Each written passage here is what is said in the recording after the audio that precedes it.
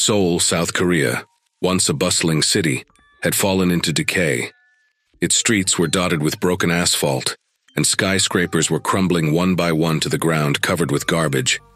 In the midst of this chaos stood a man with blonde, tousled hair, dressed in a pristine white suit and cloak decorated with gold. A red halo glowed around his head, amber eyes sparkling on pale, almost translucent skin. Sweating and panting, this man was Shay, the head of the Youngwood Guild. Civilians lay unconscious near him. A man and a woman stretched out on the sidewalk. Nearby, a tall, thin figure in a black technical suit with dark hair covered by a hood tried to stand up, still uneasy after their recent battle.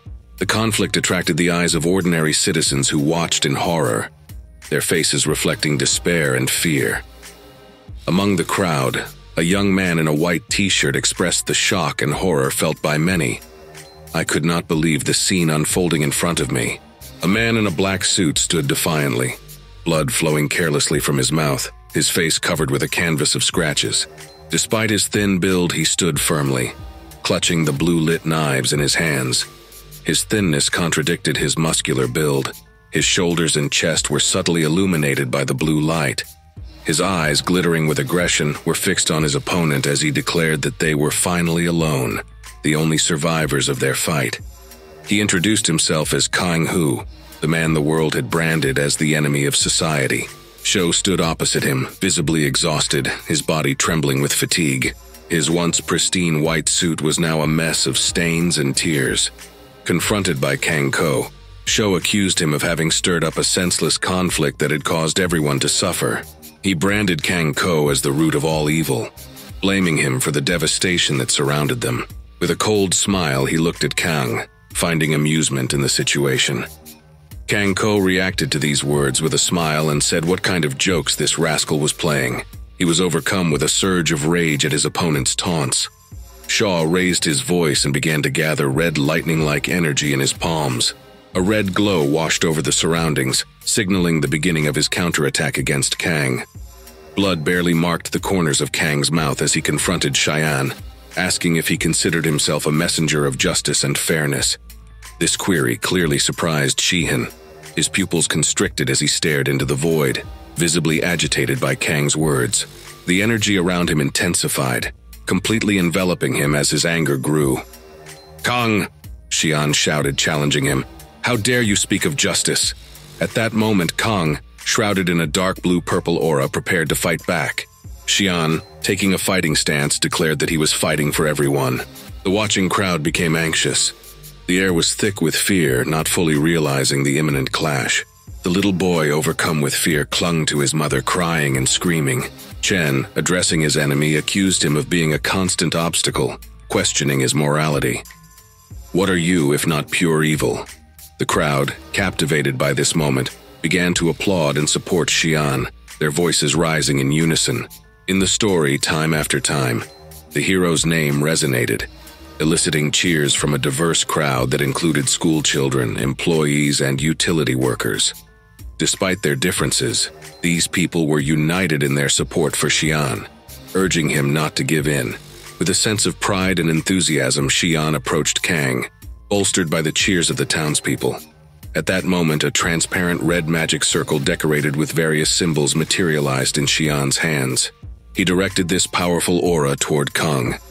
With a decisive shout, Xian released the energy, promising that as long as people continued to root for him, he would remain undefeated, no matter the cost.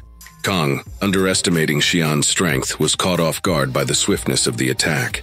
He had no time to take a defensive stance, and could only cross his arms in a futile attempt to protect himself, looking in horror at the approaching wave of red energy. There was a deafening explosion, and dust flew into the air from the destroyed houses and roads. The once supportive crowd turned to panic, scattering in all directions, screaming and running for their lives. Amidst the chaos, Kang found himself kneeling at the mercy of Xian, stunned by the unexpected turn of events. The black-clothed man was visibly exhausted, with blood flowing from his nose and mouth. At this key moment, Chiwan, the embodiment of majesty, stood before him. His red halo shone even brighter, with red crosses flickering around him, adding to the ethereal nature of the scene. The cloak and sleeves of Siobhan fluttered in the wind, indicating the power he possessed. Kang, whose face was covered in sweat and scratches, had a particularly nasty wound on his forehead that was bleeding profusely. He could barely keep his eyes open, an obvious sign of his terrible condition. In the midst of this, the crowd erupted in cheers, believing that the nightmare was finally over. The young family, consisting of a father, mother, and their baby, rejoiced in their newfound safety. Meanwhile, a young man in a blue sweatshirt expressed his unwavering faith in Siobhan to the hero himself. The crowd's fervor grew, shouting for a final victory over Kang, the man in black. They raised their fists high, united in a call for Siobhan to deliver the final blow, their voices merging into a chorus of hostility. Approaching the defeated Kang, who was kneeling on his knees, wounded and broken, Siobhan delivered a terrible message that no one wanted him to survive. At this point, Siobhan's demeanor radiated arrogance and pride, despite the fact that his clothes were stained and tattered from the conflict. Despite his fatigue, he looked majestic and heroic in that moment. Raising his right hand, he began to prepare for an attack that would be stronger than the last. Magical purple circles formed on his palm, surrounding a transparent energy sphere in the center. Kang, who was already exhausted, with his hands on his knees and trembling legs, looked at Xian with a hostile smile, anticipating his own death. Xian announced that this was the end for Kang, unleashing the full force of his attack directly into Kang's face. The impact sent Kang flying, asphalt fragments flying in all directions. Kang began coughing up blood, his face distorted with hatred as he fell to the pavement. The shockwave rolled it back several meters, disrupting the road. He saw Xian standing majestically about 5 meters away as he slowly lost consciousness from the impact. Xian, rising into the air, joyfully announced his victory. After years of effort, his goals were finally realized. Raising his right hand, he snapped his fingers with a blissful smile on his face, proclaiming, "At last, perfect freedom graces this earth." In the crowd, a young boy crossed his arms, tears of joy streaming down his face, and a man with glasses began to sob and celebrate. As it flew higher, red runic symbols swirled from it, rising into the sky with the young guild master. Laughter erupted. The whole neighborhood was bathed in a mysterious red glow, turning the destroyed houses and roads into a crimson landscape. The evening clouds were ominously replaced by darker shades of black and burgundy. Soon the sky darkened even further, plunging the city into a dark blood-red pitch. The clouds converged into a huge funnel, rumbling with thunder as rare streaks of lightning cut through the shadowed cityscape. A giant arm, capable of encompassing several people, with long black claws resembling an animal, began to emerge from the funnel, reaching downward. As the hand sank lower and lower, steadily approaching, the mood among the townspeople changed dramatically. What had once been a scene of celebration at the end of their nightmare, with shouts of support for Xian, quickly turned into utter horror. Tears streamed down the girl's face. The man with the glasses found his jaw dropped in disbelief. Pinned down by horror and fear, they were unable to move. Xian, in contrast, seemed completely insane in his triumph. His pupils constricted to slits, his mouth twisted into an evil smile that bared his teeth, and his eyebrows were raised and furrowed, giving him a manic look. As the arm continued to descend into the city, people gripped by complete panic rushed to escape, pushing past each other and screaming. "Touching down," Xian exclaimed joyfully, eyes shining madly as he watched the hand extend deeper and deeper out of the funnel, coming ever closer. He roared with elation, proclaiming the arrival of the Demon King as the dawn of an era of true peace. However, his proclamation was interrupted by Kang, who was lying among the rubble too weak to confront the villain physically.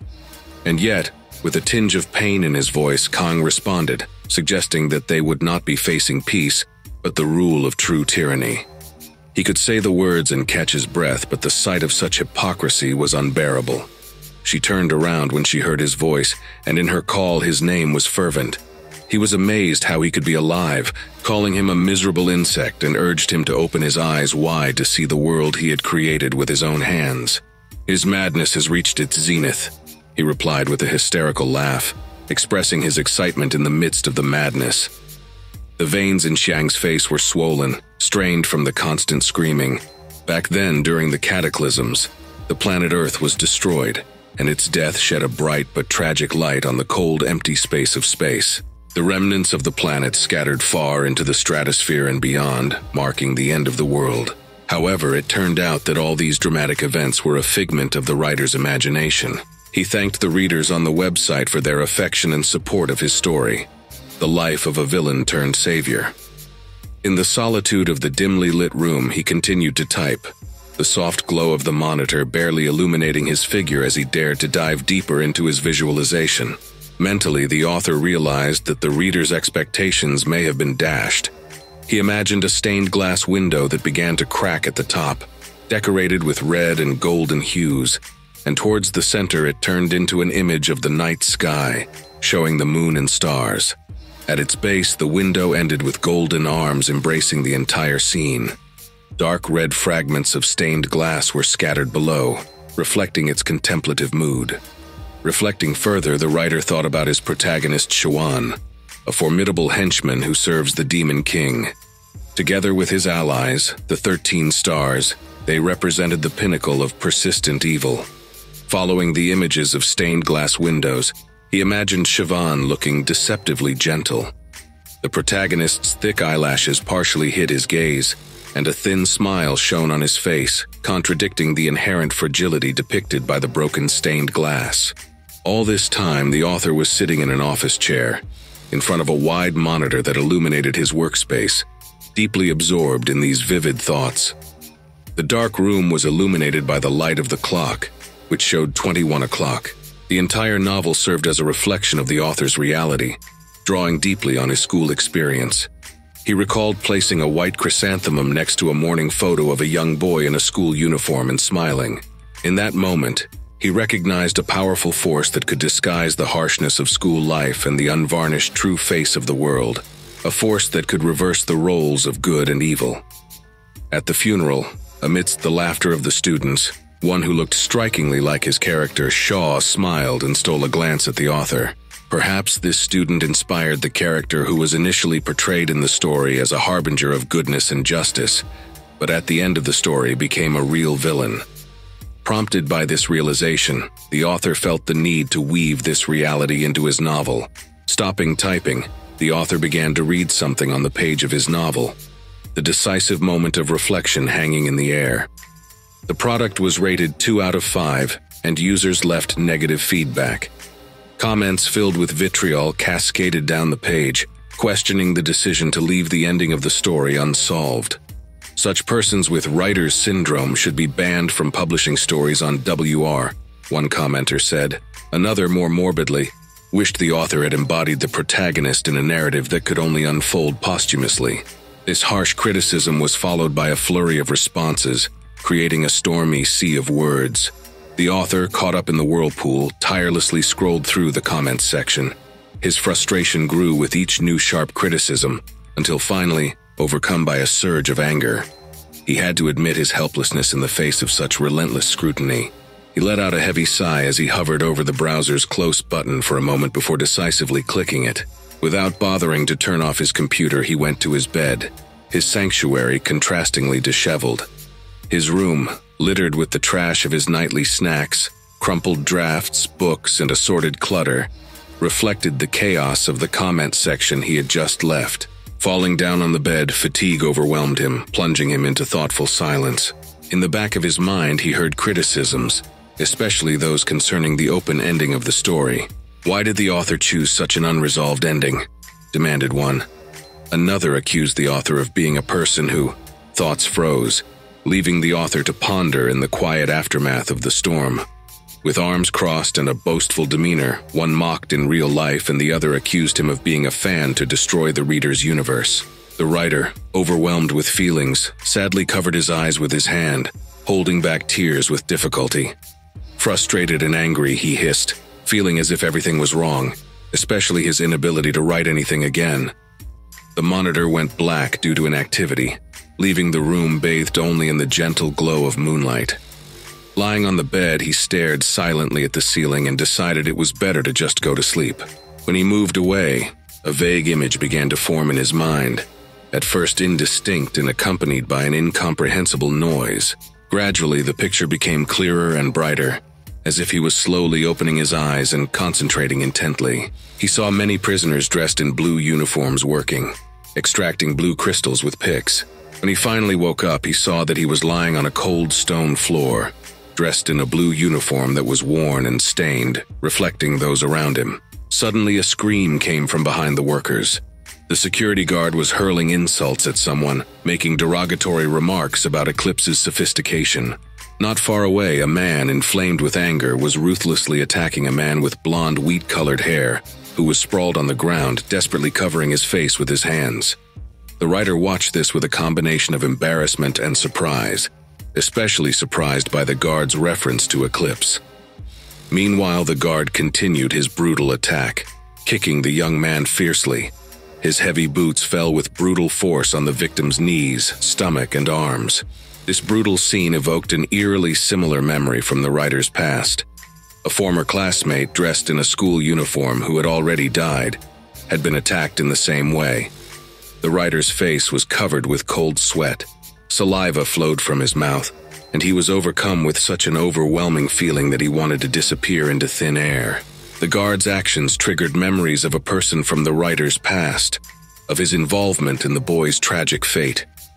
This revival of anger occurred not only because of the current cruelty, but also because the writer was afraid of being haunted by the man's nightmares. When the guard grabbed the besieged man by the collar, he raised his fist and screamed at him and his kind for being worthless, demanding that they get to work immediately.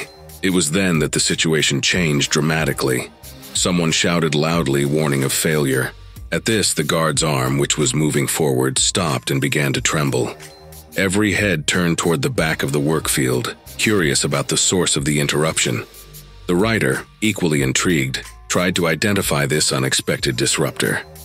The security guard's demeanor changed from hostile to bemused, his fist frozen in midair. However, a few minutes later, the guard began to attack the young man again, reproaching him for his alleged weakness and inability to withstand even 1 second of confrontation. In the midst of this violence, the author reflected on the depth of his own suffering, asking why such suffering tormented him, haunting even his dreams. Suddenly, another figure, a guard with a stubbly chin, rushed to intervene, urging his colleague to stop the brutal beating, pointing out that the victim was far from completing his daily workload. This second guard, whose face was wide-eyed and veins throbbed with rage, tried to offer some semblance of argument against the violence, although their words seemed to be jumbled and indistinct in the chaos.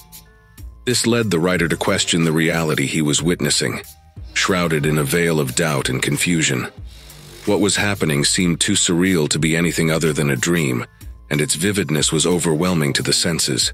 The guard, snorting disdainfully at him, mentioned in passing his intention to pick a day to beat him until he was nothing but bruises and pulp. It was then that the young man, whose appearance was marred by the distinct signs of a recent beating, bruises and swelling very similar to those of a late classmate he once knew, hurried to inquire about his well-being. Holding his shoulder, every visible inch of his body told a story of pain and violence. He called him Kang, a name that struck the author, who for a moment could not grasp the reality of his situation.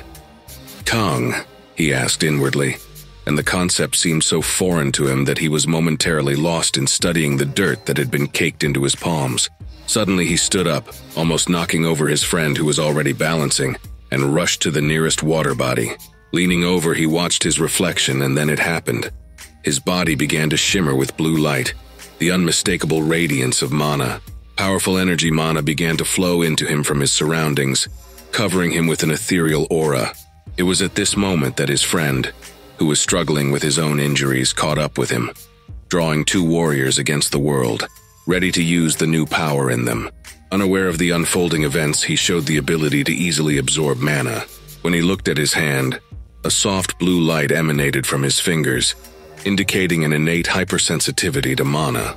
With one hand gripping his head and the other sliding across the surface of the water, he peered at his reflection, only to find an obsessive familiarity. Then his gaze shifted to his palm. Horror and a wave of panic engulfed him. His pupils constricted and cold sweat broke out on his face. Could it be that he had somehow ended up in Kenko's body? He rubbed his forehead with a sluggish motion and laughed nervously. Of all the possibilities, He thought it was amazing that he was in this body. He noticed his beaten friend apologizing and blaming himself for the situation. This realization made him think, if Kang Ko was still alive, it meant that these events took place 5 years before the catastrophic end. Looking down dejectedly, he thought that if he had been in Shan's body instead, he might have been glorified as a universal hero. Immediately, a vision of Shi Huang, pure and holy, with millions of hands reaching out to him, materialized in his mind. However, this vision foreshadowed a grim conclusion: the coming of the Demon King, who saved the lives of only his mere minions. In the midst of this vivid image, he imagined a colossal hand coming out of the heavenly black vortex, and hundreds of people, terrified and fearing for their lives, worshipping it. Realizing that if he did not change this terrible fate, he would meet a miserable end, he began to rise from his knees. With a newfound determination, he stood up, embodying both pride and confidence. Fortunately, past experience had given him the knowledge of how to avoid this predicament. As he changed his position, preparing to act, something unexpected happened. The blue crystal fell to the ground with a characteristic thud. Kang, whose past adventures made him what he is today, bent down to pick up the fallen stone. He stared into the void with a stoic expression as a character information display appeared in front of him. It read, Name, Kango Grade, Class 10, Constellation Assassin, None Skills, Short Distance Jump, Level 1, Traverse Teleportation, N1. Despite his seemingly basic level and skills, Kango was not afraid. He realized that his journey and the trials ahead were just stepping stones to greater heights. As he grabbed the blue crystal, a wave of nausea swept over him, and his body felt dizzy. Next to him, his friend held a pickaxe, stopping to look at Kango, who was visibly floundering. A sigh escaped the man, his face slippery with sweat from exertion and his hands covered with blisters. He complained that his stamina was completely depleted. It seemed unfair to the author to endow the villain with such a debilitating trait as Mona's innate hypersensitivity, but it was, as one might have predicted, the only way left. Meanwhile, Kango began to trace a pattern in the dirt with the crystal, drawing what seemed to resemble a star. His friend noticed the intricate design and approached excitedly, but Kango hastily erased the star with a swipe of his foot when he heard his friend's voice. When asked if he was okay, Kango calmly assured him that he was fine and that there was no need to worry. His friend, leaning in closer in a combination of concern and embarrassment, suggested that we ask the guards to give Kango a short break. With a tense smile and furrowed brow, Kango joked that expecting such kindness from the wardens was wishful thinking. Depending on the condition of the worker, getting trapped in such a horrible place seemed inevitable. On the concrete wall hung a stone coat of arms depicting 3 swords, with stalactites jutting out eerily above them. This sickle and the 3 swords were the emblems of an underground organization known as Eclipse. Memories flashed through his mind of being forcefully grabbed by 2 members in Kango, their grip immobilizing him in this detention center run by a criminal group. Here, novice hunters endowed with the ability to use mana were forced to slave-like labor, tasked with mining the Mona's stones. Day and night, the workers toiled to extract the precious minerals, their efforts interrupted by harsh orders from the overseer. Many would fall from the exhaustion of their labor. Kango reassured his friend, urging him not to worry about his well-being when he resumed his crystal mining work. His friend, looking away, asked with a sly smile if Kango had any plans to escape. In a dismissive tone, Kango begged him to leave such thoughts behind and get back to work, lest they attract the attention and anger of the guards. He hinted at the dire consequences of being caught in any form of dissent. A brutal beating by the guards was guaranteed. "Don't do anything rash," he warned, to which his friend merely scratched the back of his head and smiled good-naturedly in agreement. As they began to further mine the Mona stones, Kong, who was diligently wielding the pickaxe, was reminded of an imaginary friend, a character he created for motivation. A memory of a meeting in the school corridor flashed through his mind. A classmate badly beaten, his face scratched, one eye swollen. Kang wielded the pickaxe, tirelessly extracting Mona's crystals. With each swing, sweat dripped down his face in rivulets, and the loud sound of the pick hitting the stones echoed in the air. He was adamant about not changing anything in Nola, realizing the importance of maintaining the status quo for a successful future escape. Work at the mine went on as usual, with everyone immersed in their work. The environment was dim, illuminated only by a faint blue glow emitted by Mona's stones. Most of the miners, including Khan, were busy transporting the extracted stone on wooden wheelbarrows. Suddenly, a scream of pain pierced the air, taking Kang by surprise. For a moment, his attention wavered, but the sound immediately brought him back to the grim reality before him. He turned to the source of the commotion and saw a scene unfolding. A man crouching next to a guard, a worker with blood dripping from his head, and a supervisor holding a long steel sword with a commanding look. At that moment, while the guard's attention was diverted to the newcomers, a desperate man made a bold attempt to escape. As he looked closer, Kang's heart sank as he recognized the figure. It was his friend. The worker's forehead bore grim evidence of violence, pierced as he remained eerily still, leaning on his hands. His face was a canvas of true horror. Then the guard walked over, closing the distance with deliberate steps, and stood directly in front of him. The order was about to be given, and his weight hung in the air. Staring at the huge sword, the repentant friend began to tremble, his eyes filled with tears, and his lower lip was clamped between his teeth. The chief raised his sword, pointing it at the young man, urging him to take responsibility for his rash actions. With cold detachment, the guard ruthlessly plunged the blade into the unfortunate soul instantly. Inflicted with excruciating pain, the sword quickly turned crimson, glistening with the man's blood. The already tired and exhausted workers were momentarily distracted from their surroundings, as a sword mercilessly pierced one of them.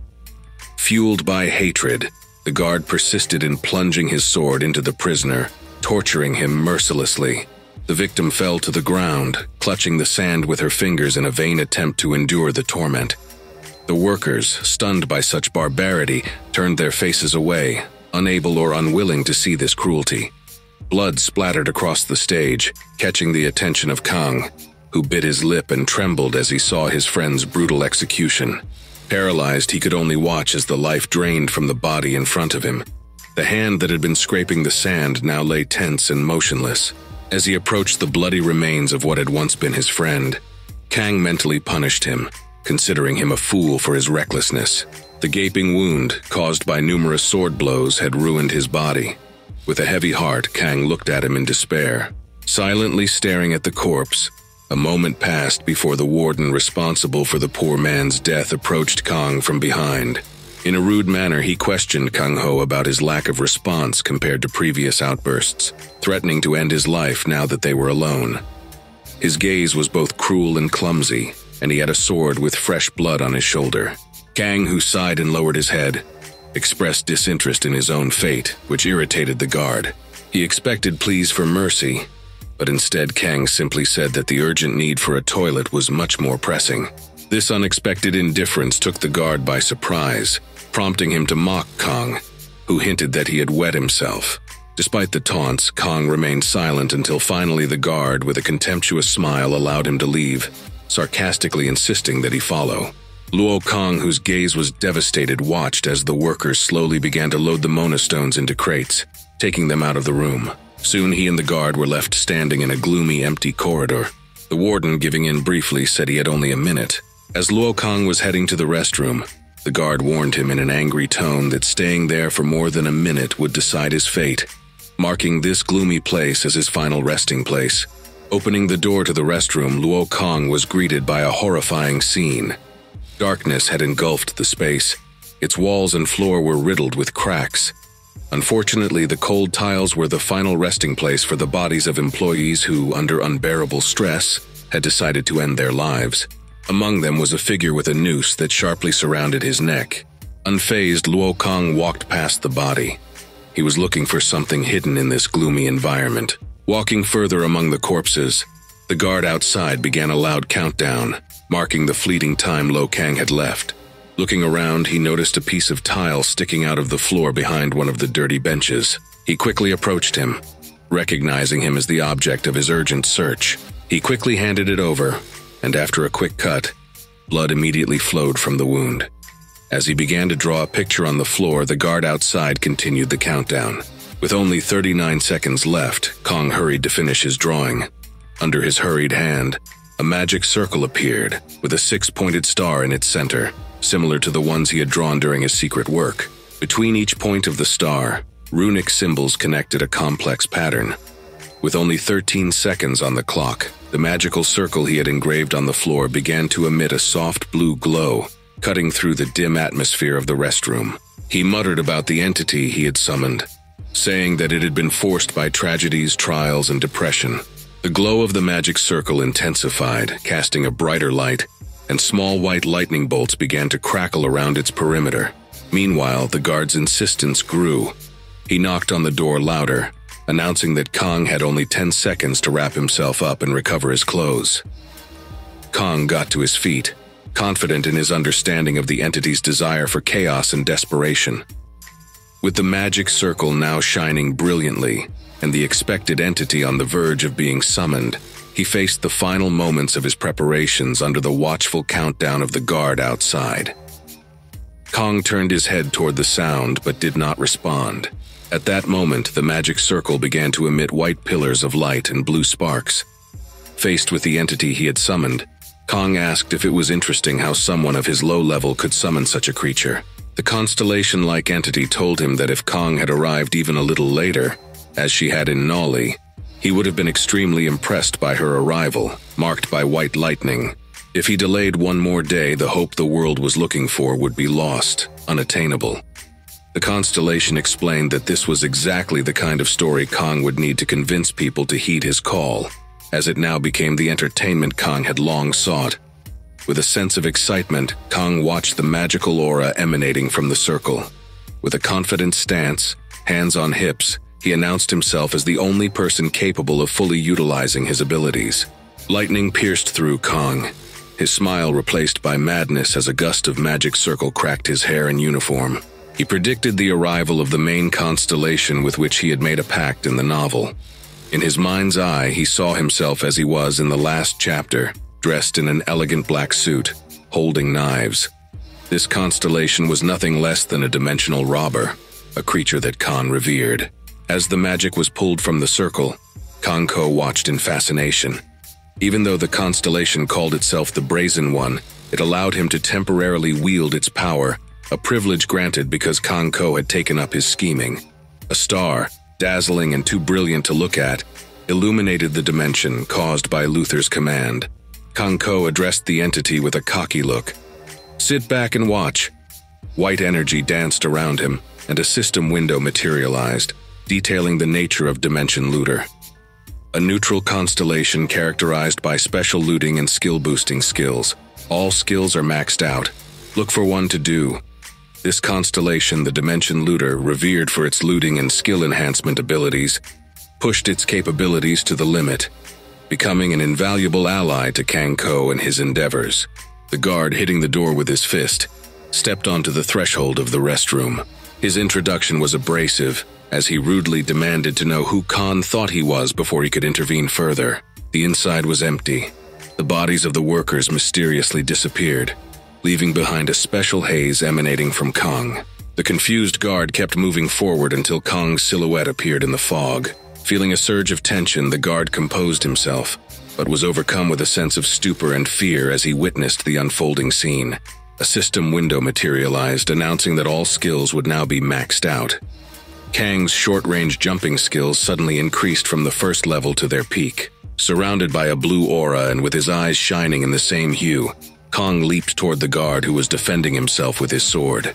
At the same time, Kong's teleportation ability increased from the initial level to the highest, causing him to disappear from the guard's view in a few seconds. Left in a state of shock, the guard who was ready to confront Kong could only grit his teeth in frustration. D turned around, expecting to see Kong behind him, but all he saw was the entrance to the restroom, surrounded by a sink and a mirror.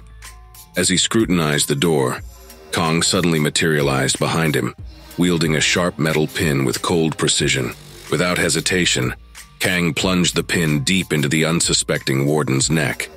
Blood splashed between the warden's teeth as he let out a muffled cry of pain, grinding his teeth and closing one eye as he fought off the agony of the attack.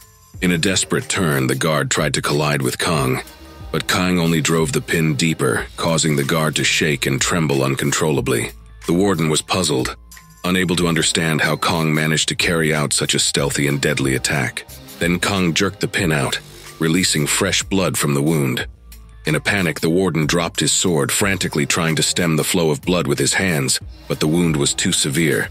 Overwhelmed by pain and blood loss, he fell dead on the tiled floor. Kang held the bloody pin in his right hand, nodding grimly to the grateful dead guards. Ultimately, it was the warden's actions that prompted Kang to seek freedom that day. With a calm demeanor, he wiped the blood from the pin as he contemplated his next move.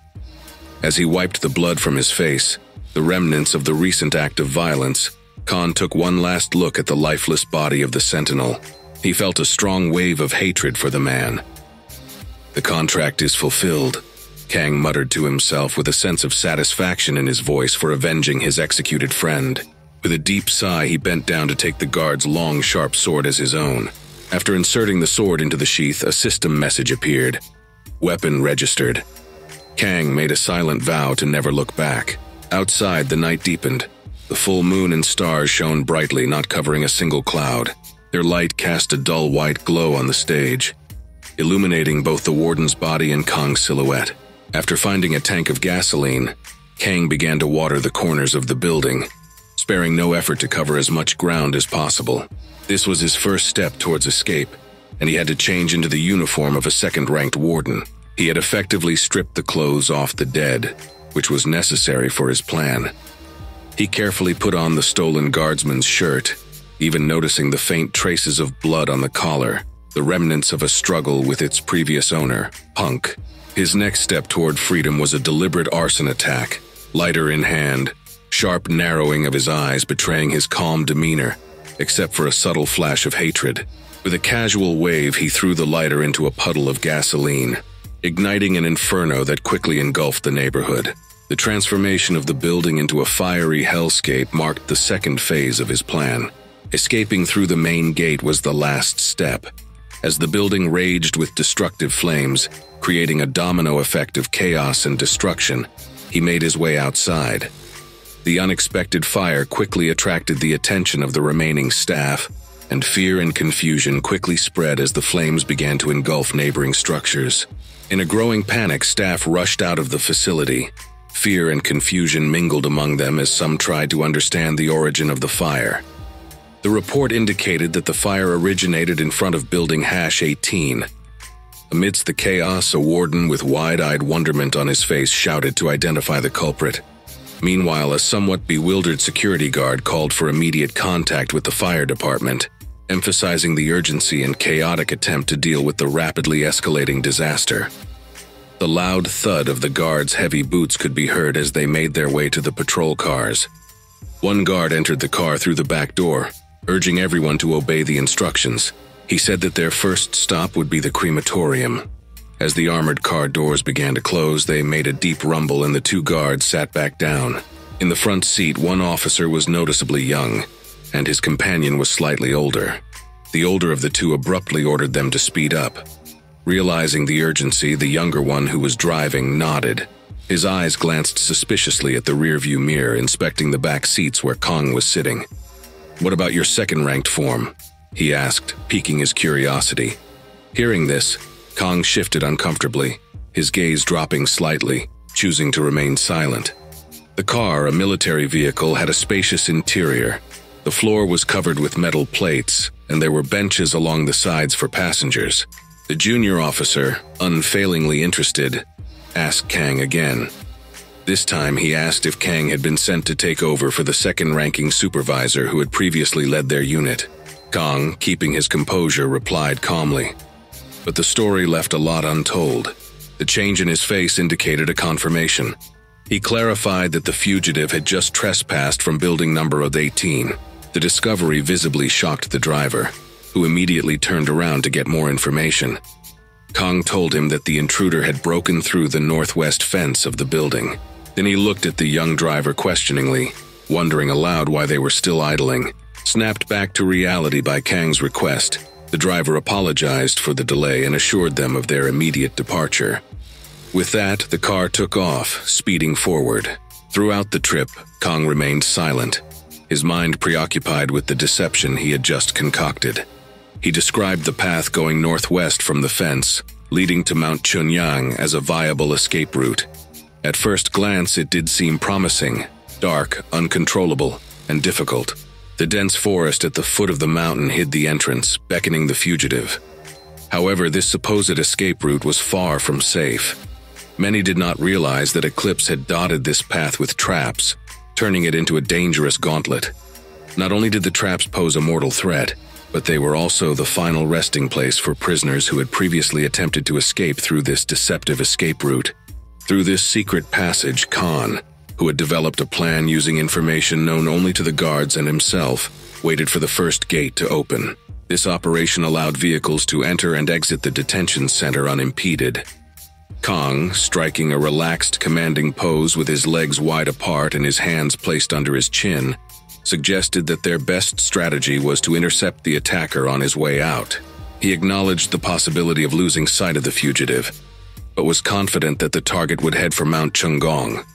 In this case, Kang coldly ordered, "Just bring back the body." The young driver, carefully navigating the road, confirmed his understanding of Kang's commands.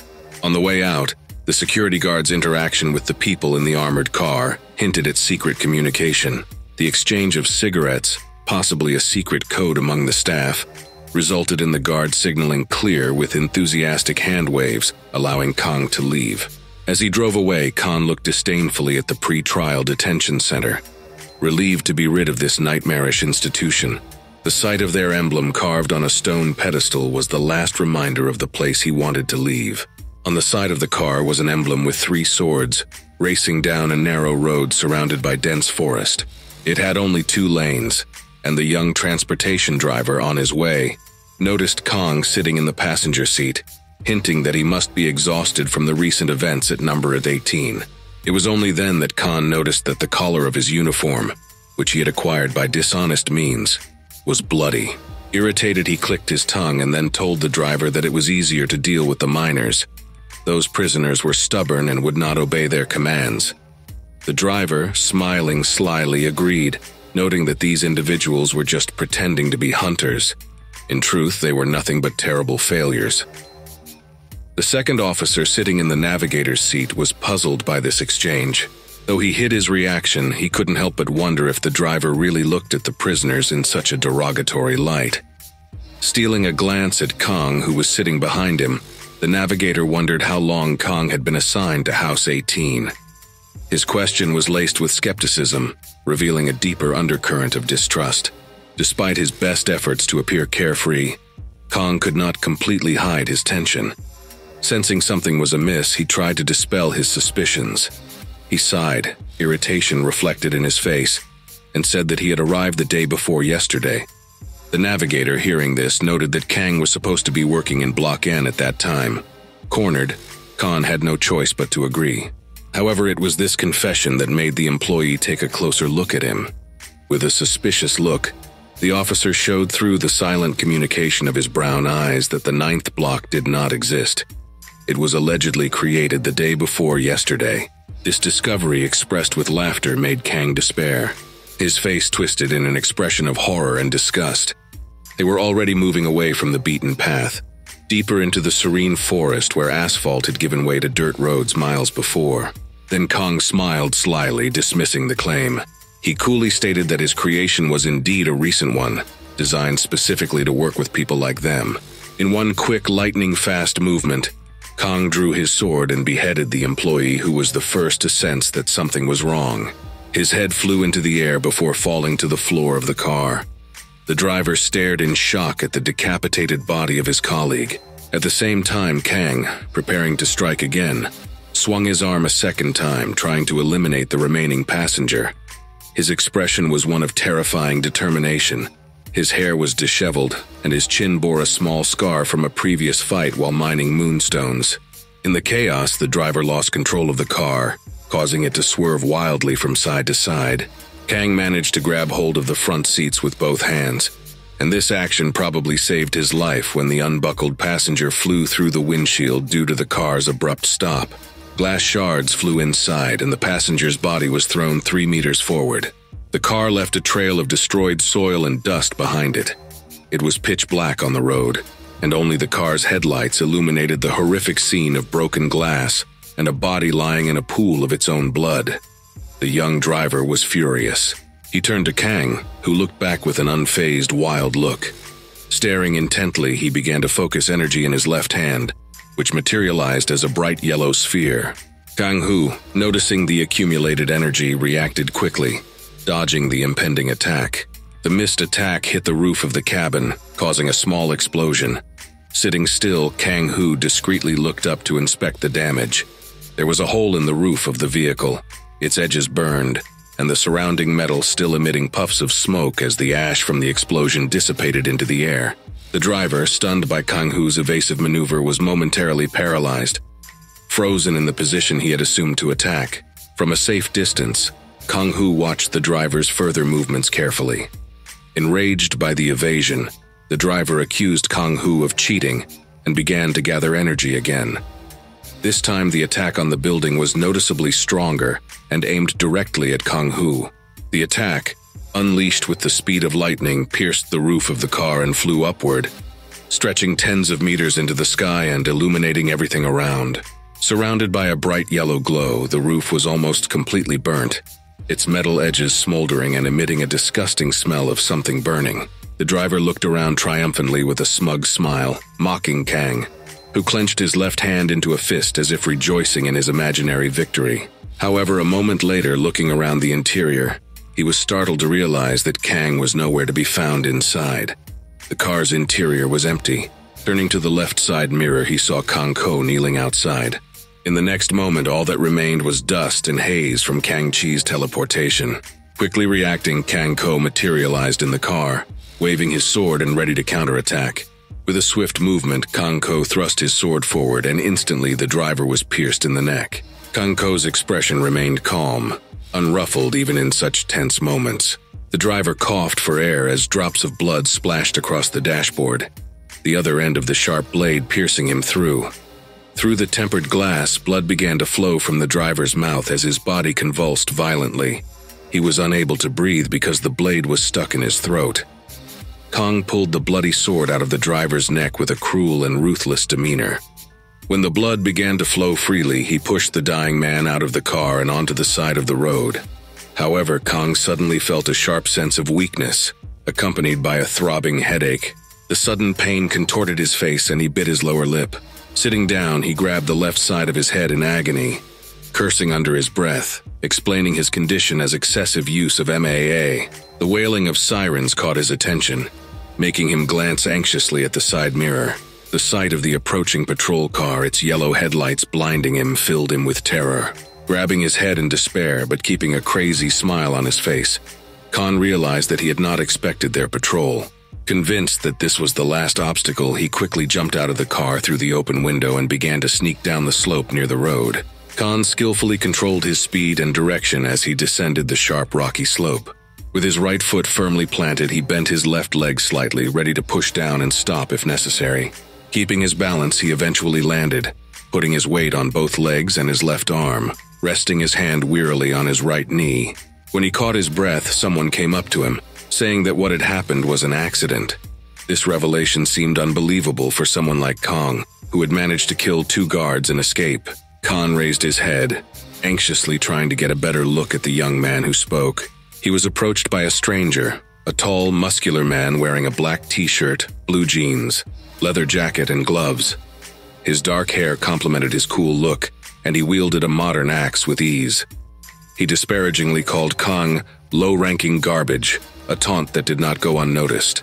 Above the stranger's head, Kang noticed a distinct red mark surrounded by a red aura, indicating that this hunter was under contract to Constellation. Kang couldn't help but wonder about the implications of this encounter. As he stared at the approaching figure in disbelief, drops of sweat trickled down his face. A system window materialized above the stranger's head with the words "Skillful Connector, Neutral Leaning Constellation." It was a constellation with a unique ability to track mana. Kang, watching with a mischievous glint in his eyes as one eyebrow shifted in fascination and his lips curled into a smile, placed his hand on the ground. A blue aura of mana emanated from his palm. The ability to track mana was probably how the stranger had found Kong so easily. With a satisfied smile and a grin, the hero said, "It turned out great." The stranger asked in a sharp and confused tone what he meant. Kang looked thoughtfully at the constellation that bound the stranger and the red mark above his head. It was clear that there was a reason for this mark. Kang's gaze returned to the system window, his smile deepening as he scrutinized the stranger's constellation information. Suddenly, another system window appeared, offering an exciting opportunity. By defeating another hunter, you could loot from the constellation that was being held. Kong's excitement grew from this discovery, realizing the opportunity that was open to him. The confrontation was not just a chance encounter, it was a pivotal moment full of potential and danger. The enemy continued to smile with a cocky expression. Kong, watching the curious red mark above his opponent's head, suddenly encountered a system alert right in front of him. It declared that his opponent had the right to loot. Kang's face lit up with a perky smile. It was his first opportunity to participate in the plundering of the constellations. The two opponents stood 3 meters apart, surrounded by an environment that consisted solely of rocks, grass, stone piles, and loose dirt. Kang was well aware that if his opponent was able to contract with the constellation, he must have at least level 100 strength. Realizing the pointlessness of a direct confrontation with someone with such strength, Kang instantly jumped to his feet, rushing to the side, hoping to provoke his opponent to make the first move. However, the stranger just rolled his eyes and smiled, dismissively calling Kong low-ranking garbage. To get a better view, he theatrically placed his palm above his head, all the while maintaining a smile directed at Kong, taunting him to do his best to hide. Then something amazing happened. The stranger's eyes began to shine with a bright blue light, turning into an infrared camera. In contrast to the typical use of such a device to measure temperature, this special vision was used to measure the concentration of something not yet defined in context. Mana filled the environment, coloring the world in front of his eyes in shades of blue, and the silhouettes of trees were illuminated in bright green. He meandered along the forest path, occasionally craning his neck to get a better view, scrutinizing every inch of ground and every tree. As he wondered where the prey was hiding, he burst out laughing.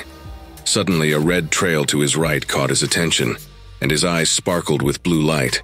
He reacted without hesitation.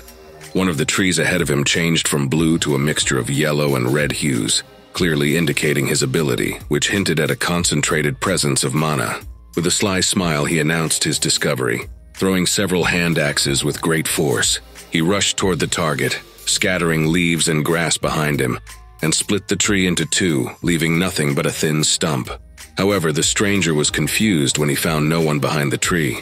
He shouted irritably at Kong, whom he insultingly called a rat, asking about his whereabouts. But a moment later, his body jerked, silencing him with a muffled scream as the sharp blade of the sword pierced his throat. He was completely silent, unable to utter a single note. Only a muffled exhalation came from the man who knelt before him, clutching the hilt of his sword with both hands. The man tried to cough but couldn't. Blood oozed from his throat, dripping onto the forest path. Kang, who smiled at him, remarked on how foolish the dealer had been to throw away his weapon so carelessly. The red blood ran down the length of the blade, reaching his grip. The stranger's eyes turned glassy. Kang remembered that it was his fault. One must never underestimate one's opponent. With an indifferent expression on his face, he ruthlessly twisted the blade to the side, leaving the man no chance of survival. Crimson streams flowed from his neck, and the hunter's body fell lifeless on his back. The stranger's last memory will be of Kong's cold-blooded face. A system window appeared. "You have killed the target and captured his contract with a skilled connector." Kong looked calm, though he was breathing slightly tired as he carefully read the next system window. The skillful binder was now part of his repertoire. Under the dimensional robber's rule, escape was impossible, except through the destruction of his enemy or the termination of their contract. Now, 3 system windows floated in front of him. One showed information about his character, while the other 2 described his abilities. Suddenly, a new window appeared, informing him that all the abilities from the skillful connector had been transferred to Kong. Kong thoughtfully read his updated information. casually wiping the blood from his face. He scrolled down to the abilities section, where 2 abilities were listed, both maxed out: mana tracking and night vision. Interested, Khan continued to study his profile. Satisfied with his achievement in securing a contract with a stranger, Khan decided to test the mana tracking ability on himself. His pupils and iris radiated a pale blue glow. When he looked around, all the objects appeared blue with a green outline, indicating that there were no red or yellow signals, which meant there were no more threats in the vicinity. Suddenly, Khan, who was close to his pursuers, felt a sudden loss of strength and then nausea. He covered his mouth with his palm, anticipating that he might vomit, but soon realized that it was useless to resist. Putting the sword on the ground, he sat down, coughing and choking, starting to vomit blood clots. Perhaps he had overexerted himself and his body could not take it. As he tried to catch his breath, dizziness gripped him and he almost fainted. Kong examined his palm and noticed that it was bloody, and his face turned pale. To conceal his weakened state from the enemy, he suppressed his irresistible urge to moan, instead seeking shelter behind a tree. When the pursuer passed by, Khan stumbled upon an ordinary-looking cobblestone. By directing all his mana there, thick veins appeared on his hand, and at that moment the stone began to turn blue. If left unchecked, the upcoming explosion will draw out all the nearby mana, just like a break in a mana tank. Realizing the danger, Khan hastily reduced his excess mana. In a desperate effort, Khan activated his life state and threw the stone with all his might, straining intensely to make this ability work. Droplets of sweat rolled down his face as the rock flew up and crashed into a tree that had been previously chopped down by the stranger's axes. This cunning maneuver successfully lured the enemy out, allowing Kang to destroy him. However, in order to quickly close the distance, Kang had to resort to using his short-range jump ability, which left him in a state of severe exhaustion due to mana depletion. His body ached, and a severe migraine attacked him, threatening to split his head open. He tried to hold back a scream, biting his lower lip, realizing that any further action could lead to death immediately. As dawn approached, Khan realized that he needed to find a secluded and safe haven. He trudged along the cold ground, doing his best not to fall. Passing by a cliff adjacent to the highway, his eyes looked down wearily. A truck loaded with sand whizzed by below, barely registering in his tired mind as he contemplated the next step in his dangerous journey. The ant, who was tasked with clearing the main stones, scattered them as far as his condition allowed, before making a daring leap off the cliff, aiming to land directly into the back of the truck below. With his feet firmly planted in the sand, Khan managed to make the jump. When he looked up at the morning sky, he was greeted by clouds painted in warm orange shades that contrasted with the already blue sky above. Exhausted, he lay down on the sand, running his fingers through his disheveled hair. During his escape, Khan had eliminated 3 guards, a fact not mentioned in the novel. He shifted, leaning back against the wall of the truck, contemplating the future. Kong was determined to prevent any changes in the future as long as he continued to grow stronger by using his knowledge. Given his seemingly insignificant position in this world, he believed that the future should remain the same. Visible signs of his ordeal included bags under his eyes, evidence of many sleepless nights, and a facial expression that was indifferent on the one hand and pitiful on the other. As the truck meandered past forests, mountains, and coastline, Kong let a calm smile appear on his face. For the first time in a long time, he admired the morning seascape in front of him. It was a spectacle of tranquility and breathtaking beauty. The dawn sky, painted in soft shades of pink and orange, reflected on the water surface, filling the seascape with a mystical and inspiring aura. Just a glance was enough to wash away the excitement, drawing them into the realm of serene beauty. I could see a building in the distance. Perhaps it was a government building or belonged to some other high-ranking agency. Nearby, a man with a cigarette in his mouth was talking. He talked nonchalantly about hiring new low-ranking recruits to mine moonstones, suggesting that there was no problem with this. He gave a sharp order to get back to work, which his subordinate immediately complied with by leaving the room and slamming the door behind him. The man in question, who had stayed at home, was wearing a tailored suit complemented by a dark coat. He had a neatly trimmed beard and short sideburns, and was looking thoughtfully out the window. A smile flashed across his lips as he reasoned aloud, confidently noting that Kong, whom he considered a smart kid, would not take them by surprise. With that smug assurance, he took the lead. At that moment, Khan, who was making his way to a blue phone booth, stood in front of an overturned white car on a pedestrian crossing. He was visibly struggling, breathing heavily and using the walls of the booth to keep from falling over due to excessive mana usage, which prevented him from recovering his stamina. With bloody and dirty fingers, he began to dial the number. Meanwhile, the high-ranking thinker was thinking about Kang, a level 10 assassin whose whereabouts were unknown, but who managed to destroy both levels 45 and 55 with the help of a constellation. The top-secret file on Kang was on his desk. At that critical moment, Kang got on the phone with someone. Hearing his voice, the person on the other end addressed him by name. Kang said that he was across the street from Gen Station and asked if the man could do him a favor. Meanwhile, the smoking man couldn't help but laugh at the situation, noting how interesting this hunt would be. At that moment, Kang was on his way to see his friend Ku Yong. The room was decorated with light wallpaper and contained various shelves filled with books. Kang expressed his gratitude to Si Yeon for her concern, especially since he had invited her so unexpectedly. Carefully wrapping his body in bandages, the girl asked him about his injuries and whether he had been in a war zone. Kang told her that he had been kidnapped by the eclipse, leaving the girl extremely surprised. She pressed her lips together, thinking for a moment before asking if Kang had been dragged into a monostone mine. She explained that such kidnappings are indicative of an organization known for targeting hunters. Hing stood out as an unusually beautiful and at the same time formidable girl. Her short gray hair and light blue eyes gave her a striking appearance. Despite her strong physique and broad shoulders, which bore traces of old scars, she radiated strength. Dressed in a simple gray t-shirt and short blue shorts, Hing was the epitome of resilience. Kang then described the dangerous dynamics in the mines. Workers' reliance on mana to manipulate monostones meant that low-level hunters like himself were easy targets for their more predatory counterparts. When Kang shared this, his demeanor changed to one of steely determination, even though he recognized his vulnerability in the predatory hierarchy of the hunters. She could trust Sion and reached out to her, still harboring feelings for Kang. Overwhelmed by her feelings, she grabbed her head and began to sob, whispering softly to Kango's apology.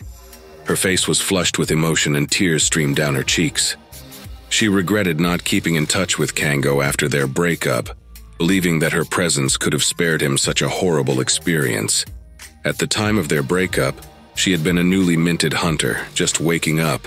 Now she stood before him as an experienced level 150 hunter bound by a contract with a constellation. Kango witnessed her tearful repentance and noticed a red mark above her head, the sign of her heavenly patron. If she had stayed with him, she too could have been trapped in the trials that had plagued him. At the detention center, Chongyang Kang, who was visibly tired, closed his eyes and rubbed his forehead in exhaustion. Then the bandaged Kang began to rise from the floor, telling the girl that her worries were enough and that nothing useful would come of her participation in it. This scene unfolds as Eclipse continues. Wanting to hunt her down, Shi-Yong tried to convince Kang to stay a little longer by revealing that she had reached level 150, an important milestone that put her beyond the casual ignoring of ordinary hunters. Kang coldly replied, assuring her that he did not need her protection. He encouraged her to use her new power solely for her own benefit. Gion met his words with silence. As Kang prepares to leave Si-Yeon's apartment, she presents him with freshly laundered clothes and a smartphone she's convinced is untraceable, along with some money. The gesture caused Khan to remark that her guild seemed to be in morally ambiguous territory. He nostalgically recalled their breakup, noting that Si-Yeon, once smaller with long hair, contrasted with his unchanged appearance. Blushing, Si-Yeon folded her arms over her chest and timidly asked if Kang was considering joining her guild. Her voice was barely a whisper, laced with a mixture of hope and vulnerability, hoping that they could rekindle the closeness they once shared. Seo-Yeon's words were suddenly interrupted by Kang calling out her name. He looked at her with a detachment and coldness that belied the gratitude he felt for her help. Softening slightly, Kang urged her not to dwell on the past. Taking his hand away, he signaled for her to stop trying. Seo-Yeon's big blue eyes filled with tears and her lips quivered. She bowed her head, her face turning red again as a lone tear ran down her cheek. She managed a weak smile and nodded in agreement with him, even as more tears began to fall behind her. As Kang prepares to leave, Seo-yeon, trying to regain her composure, remembers that she granted his request. She had a friend who was a leader. All relevant details were saved in her phone.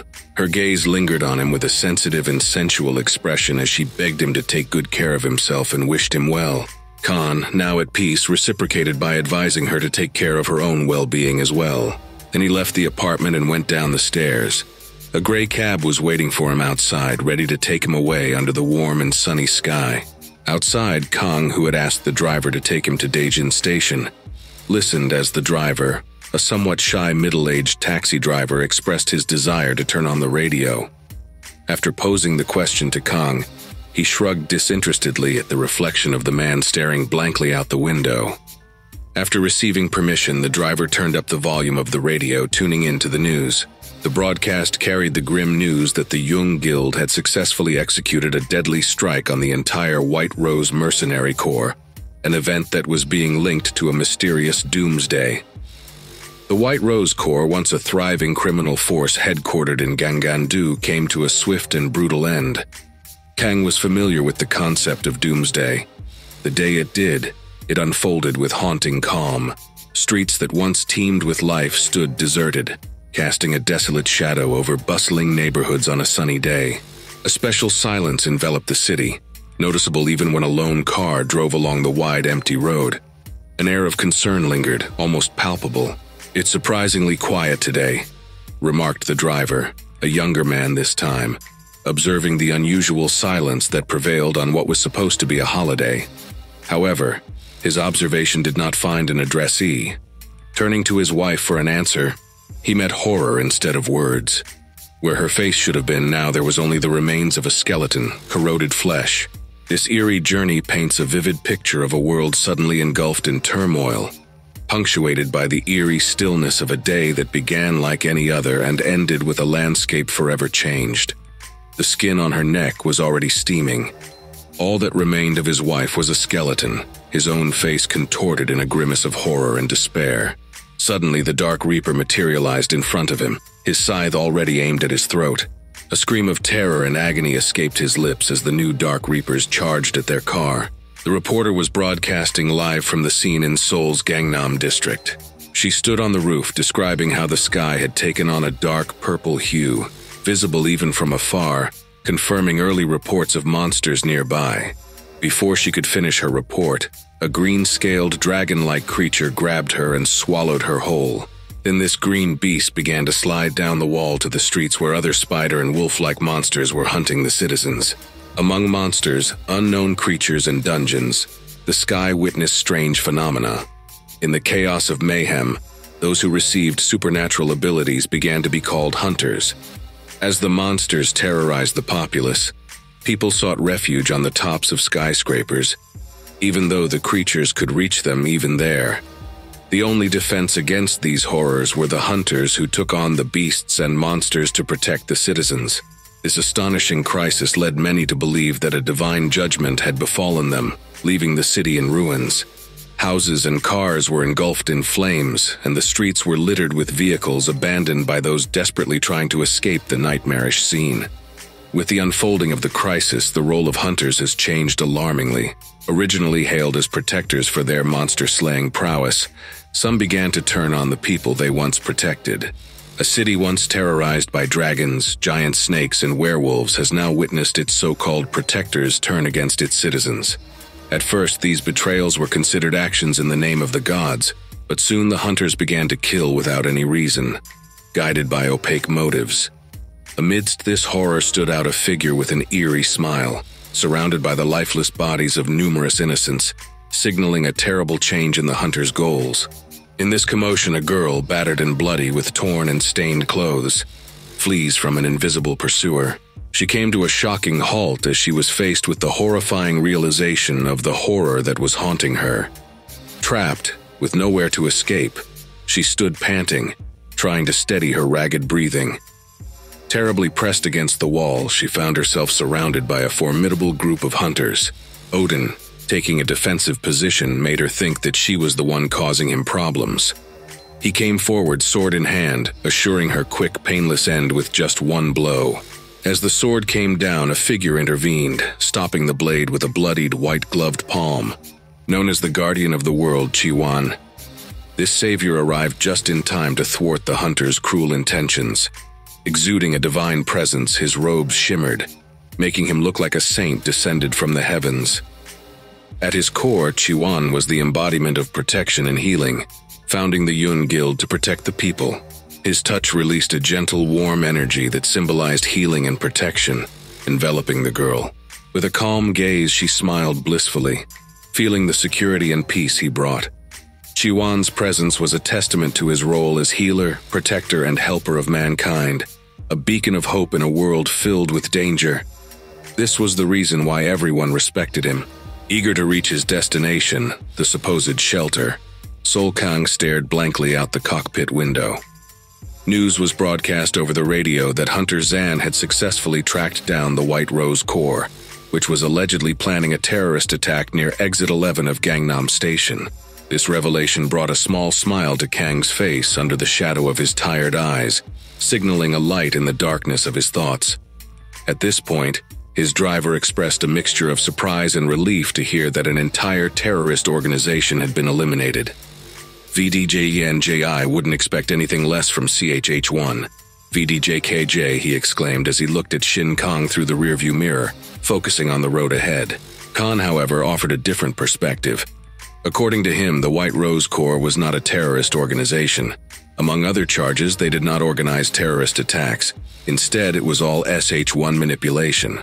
Intrigued by the discovery, the taxi driver asked if being a Korean hunter like SH-1 was a matter of great pride. Ignoring the question, Khan turned his attention to his smartphone, silently scrolling through something. Meanwhile, the driver diverted the conversation, sharing his personal pride in his son's recent accomplishments, distracting himself from the hot topic they had stumbled upon. Khan awoke to his own power with dreams of joining the Shang Guild.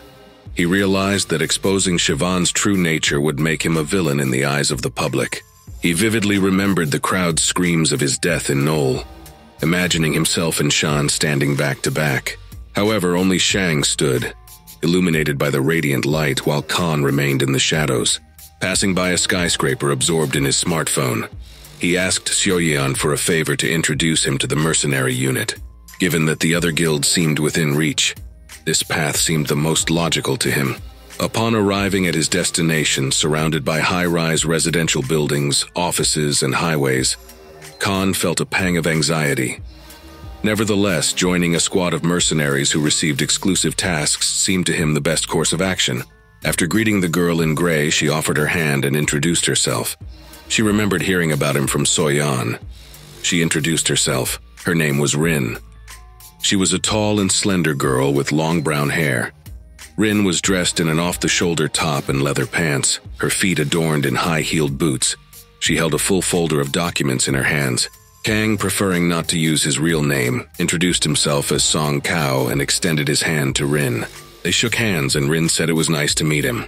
As she rummaged through the folder for the right document, she remembered that she had a great opportunity to get him a job as a collector. Kang replied in a serious tone that he was not suitable for such roles. He was looking for a job that would offer a good salary and challenge him.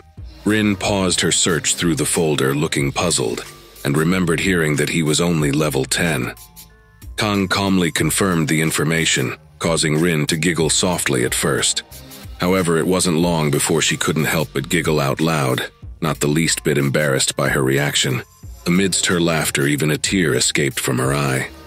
Laughing heartily, she wiped away her tears as she mocked Kang's absurd boldness.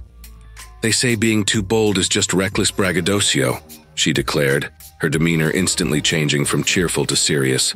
A green aura enveloped Yin's body and face as she asked if Kang wanted her to dispose of anyone's remains. Kang, with a spark of excitement in his eyes, asked aloud if having skills was paramount in mercenary work, regardless of level. It was a strange moment for Kang, who had put so much effort into the character, to meet her face to face. Suddenly, a red constellation sign materialized above her head, along with a system window that identified her as a Watcher of Chaos, a constellation with neutral inclinations capable of distorting and obscuring vision. Urin was an above-average constellation-bound mage and protector. This character was created by him to oppose the 13 stars and Shivan, whom he imagined surrounded by bright red stars in a majestic scene. Standing before him was Lee, surrounded by a bright green aura. Kang, realizing that gaining her trust was of the utmost importance, tried to organize his thoughts. His expression remained calm, showing just a hint of concern. Meanwhile, Yurin continued to emit a dark green aura. The man assured her that what really matters are abilities and skills, not level. He asked if she was a mercenary too, observing her tired demeanor. Exhaling, she closed her eyes and acknowledged in a respectful tone that reality and spirit did indeed live in different realms. Lowering her head, she understood the truth of his words, but doubted his sincerity. Kang walked past Lee, who was standing with an indifferent expression on her face, and remarked that prejudice and truth were not the same thing. A faint smile crossed her face as she hummed in agreement. Yurin turned to him, her smile turning mischievous. She put the glasses that were on her head like a bandage back on her face. She playfully challenged him, insisting that he demonstrate his claimed abilities. Standing at a distance of 10 meters from each other, near the reflective facade of the glass building, Yurin began to cast a spell. Concentrating a sphere of green energy in her right hand, she declared that she would judge him on the sole criterion of whether he could dodge or attack. A green light enveloped her figure, and a green haze began to seep from the orb. Her lips curled into a slightly evil smile. However, she had no intention of seriously harming the man, Kangoo, who stood before her, relaxed but enveloped in her green aura. He understood that her task was to see if he could at least protect his body. Yurin confirmed this, noting that mastering evasion skills can open up counterattack opportunities. Khan took a fighting stance as he readied himself. He covered his eyes with his hand from the bright light. Amidst the glowing fog, he realized that the game had illusions and tracking from afar, capabilities similar to fog trackers. Suddenly, as if materializing from a green mist, a mystical and mysterious elf woman appeared. Khan focused on her, realizing that this was not a lethal maneuver. However, he knew that if he failed to escape, he might not die, but he would still have the marks of his failure. Khan loudly declared that it was time to begin, putting her fist firmly against her chest. In response, Irina's excitement was palpable as she announced her initiation. The first green elf marionette dashed towards Kang, leaving behind a soft green trail as it moved at incredible speed. Kang, however, didn't seem fazed by his rapid approach. It seemed that he was in no hurry, calmly stood his ground, ready to dodge at the optimal moment. The moment the puppet was only a few centimeters away, Kang's silhouette was enveloped in a green haze and transparent glow, leaving Yin completely confused by the sight. In a turn that completely surprised Yin, she turned to see Kang running vigorously along the outer glass wall of the tall building. She watched in amazement as he glided effortlessly across the glass surface. The feat seemed completely impossible at this level. Even a 1-meter jump would be difficult for some, and yet there he was, demonstrating mastery of what appeared to be a basic assassin skill, the short jump. Eren watched, unable to comprehend how easily Kang had managed the challenge, defying what she thought was possible. Hunter's experience was obvious, and Eren couldn't help but let a wicked smile play on her lips. After all, Hunter wasn't one to brag foolishly. With anticipation flashing in her eyes, she released the second doll. This one charged forward with incredible speed right at the wall and Kango. Eren was eager to see if Kango could get away with it again. The green marionette cut through the air like a bolt of lightning, leaving behind a small shockwave. Eren's hair fluttered around her face as she deftly manipulated the doll's flight path. It bounced just an inch away from the glass walls, showing her precise control. Kango, meanwhile, changed his path, choosing to run along the wall. This caused the marionette to keep a close eye on him. Glancing over his shoulder, Kango smiled with satisfaction as he realized the inevitable pass of the marionette overhead. Showing extraordinary dexterity, he teleported back a few centimeters, narrowly avoiding a collision. As the marionette disappeared, dissipating into a vast expanse of green energy, Eren watched intently from below. She was stunned, unable to understand the method of his movements.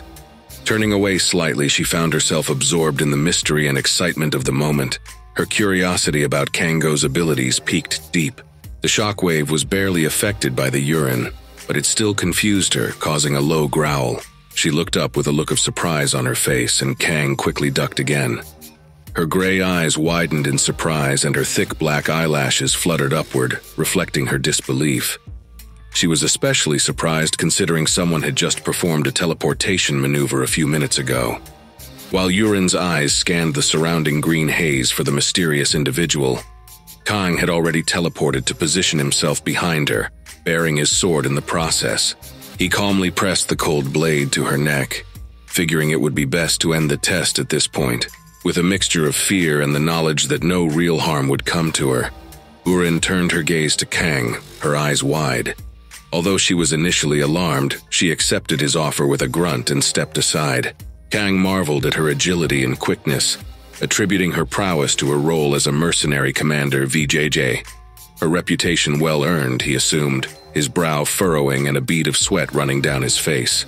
Even though Yurin tried to look nonchalant, she couldn't hide her fear at Kang's unexpected display of skill, especially from someone who was new to the field. She asked if Kang had undergone any special training before their meeting, her curiosity piqued by his extraordinary powers. Keeping his grip, he pressed the blade to her throat. But before he could continue, Yin deftly moved the blade away from her face with 2 fingers with a wide smile. She noted that the techniques he used were not ones that a level 10 assassin could easily imitate. Khan, somewhat concerned, asked if he had passed the exam. Yin confirmed with a smile that he had indeed passed, adding that she could now assign him tasks normally reserved for level 50 operatives. Kang began sheathing his sword, relieved at the news. "That's good to hear," he commented, looking off into the distance where the sky was a bright blue, albeit partially clouded. Yin and Kang rode together in a minibus, navigating through neighborhoods scarred by destruction. Yin was driving and Kang sat thoughtfully in the back. His mood was contemplative. Catching her reflection in the rearview mirror, Yin smiled at Kang and struck up a conversation about bulletproof glass, recalling a recent encounter with a gunman that had caused her trouble. She wondered if Kang found the subject of bulletproof glass as interesting as she did, who with an expressionless face inquired about the specific shooter she mentioned. Irene, holding her face with one hand and laughing good-naturedly, explained that she receives a considerable amount of attention and affection from the people of Eclipse. Looking at her with a mixture of weariness and irritation, Kang mistakenly believed a turf war was brewing. Irene then called her green elf helper to bring a roll of paper that she said was necessary to track down the wanted criminal. Elf handed the paper to Kang, who felt a little embarrassed by the interaction. His surprise was even greater when Irene informed him that she was a client and assured him that this information would be useful. He carefully read the contents of the order. Vdgenji Yonggu Province, Aosen City, Open Dungeon, Abandoned Ruins, Mukhien, Level 50 Mage, request obtain a Rank 3 item, Wasp Boots. It was a semi-abandoned town and the target looked like a disheveled man, possibly homeless. As Khan carefully absorbed each word, a tiny pixie hovered over a piece of paper, watching him intently. When the man asked if he should be spared, Yin replied with a good-natured smile, suggesting that it might be better to end him. He pointed out that McKinnon had caused the death of too many civilians and suggested that he be executed on the spot, which would probably please the National Security Agency. Kang smiled and expressed his readiness to carry out the execution immediately. Arriving in Osen, Kang found the city dusty and in a state of disrepair. It seemed that the building would collapse sooner or later. As he made his way down the deserted road, he remembered how Yin had mentioned a few hours ago that Muk Hien was probably hiding in one of the many hidden corners of the city. Given the huge city, finding it turned out to be a difficult task. Passing houses with broken windows and buildings with caved-in roofs, Khan couldn't help but find this dilapidated city a rather suitable starting point. Notably, this place served as a hideout for him in the past, making him very familiar with its layout. Additionally, the town is known to have several mid-difficulty bosses, which Kang found very useful. With a confident step, Kang moved through the empty streets, keeping an eye on Makian. Directly ahead, along the roads that stretched to the horizon, stood Khan, his weapon now transformed. It reminded Noella, a massive knife that hinted at his readiness for what lay ahead.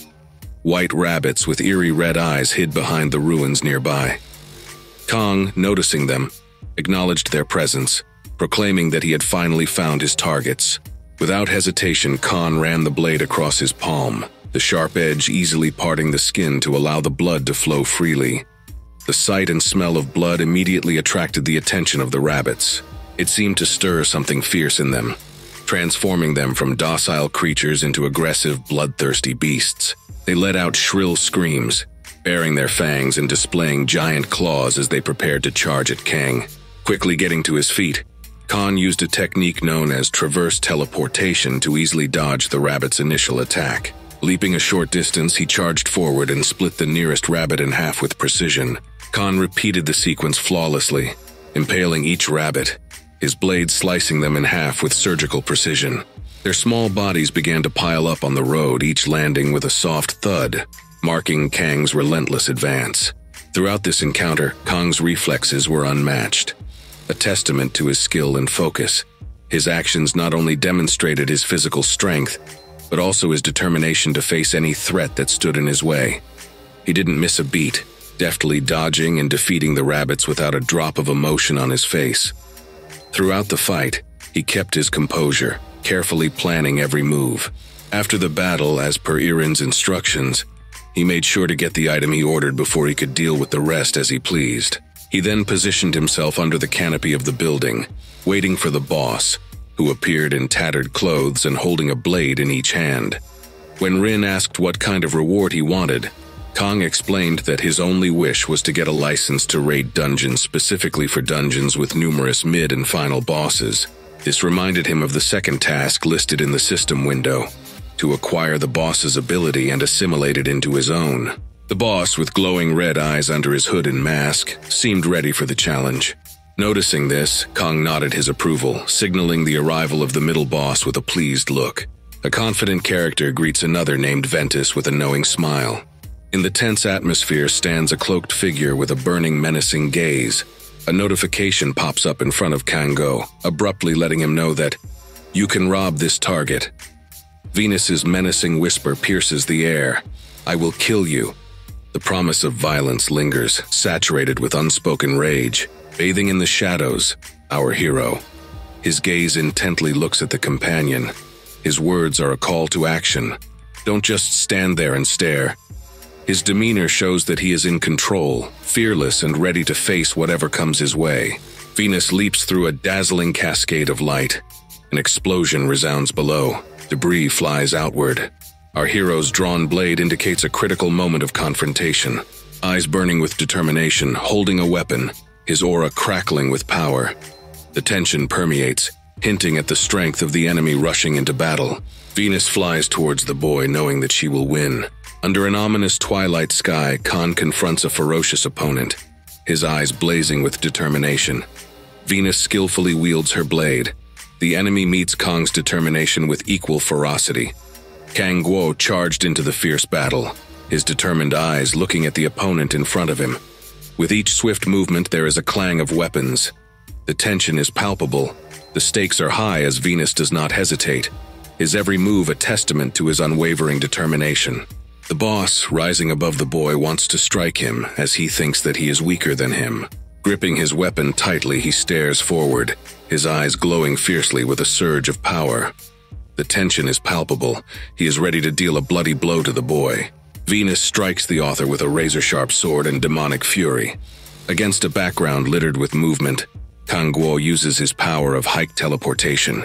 He lunges forward, deftly maneuvering his opponent, the echoes of his movement giving off a swift and deliberate action.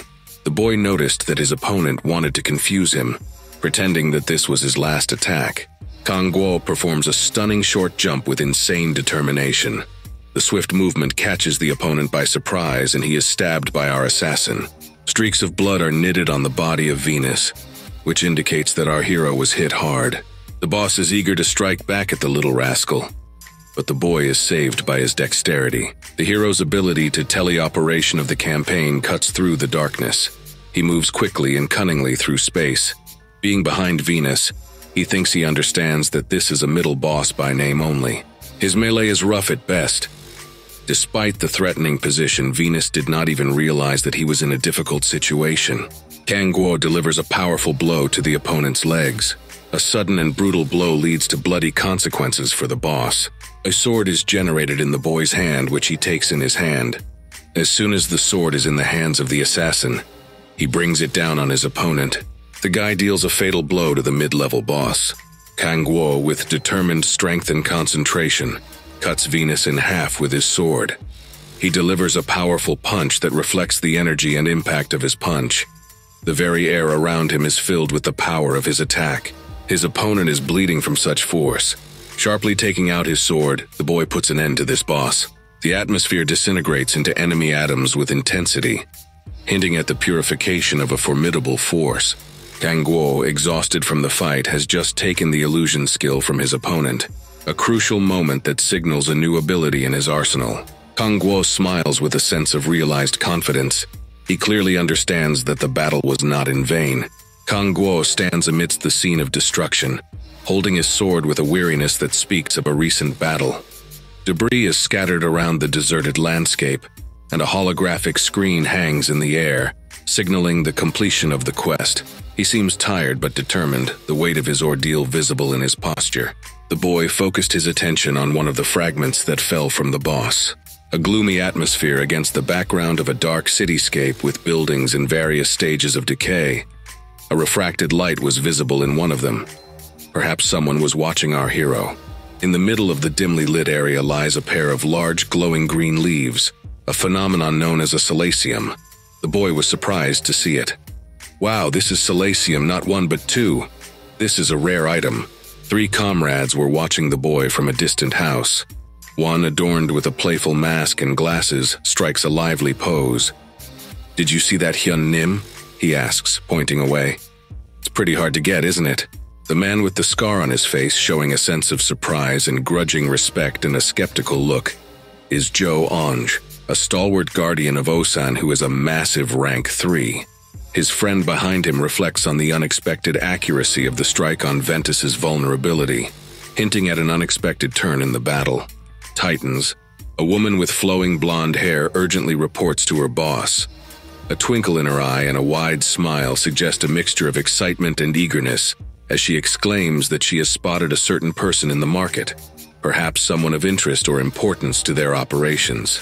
A woman with long blonde hair spotted this guy in the market, she noticed. Then he asked for certain items, Ceviluro brisket, kobold blood, and anesthetics meant to treat monsters, signaling the preparation to meet otherworldly creatures. From the girl's memories. In a dimly lit shop, a smiling merchant offers Kang Guo to buy a dagger. Kang Guo, with a serious expression on his face, seems focused on the task at hand, as evidenced by the item inventory screen, which displays a special dagger.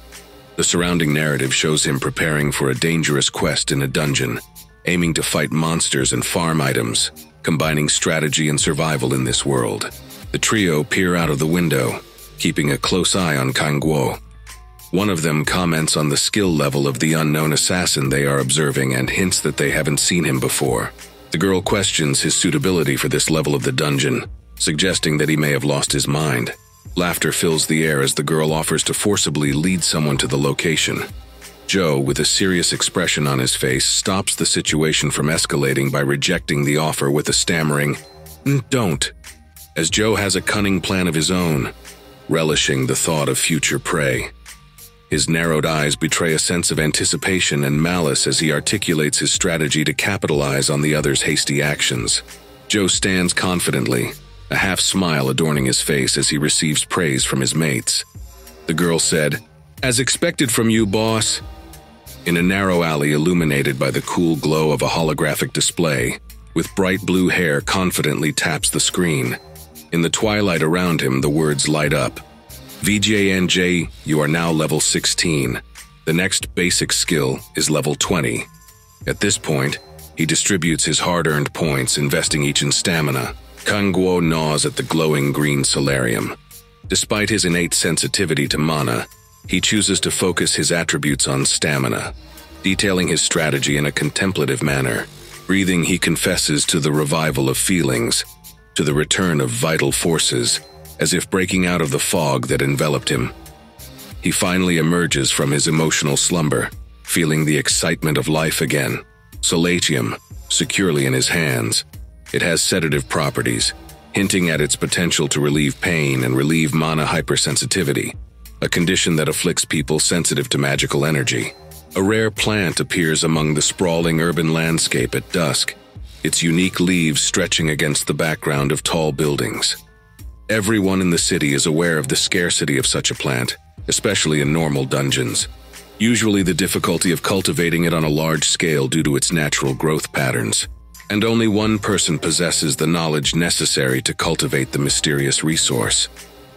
This lone ranger stands amidst the devastation at Ground Zero, surrounded by terrifying creatures that face each other in a fierce struggle for survival.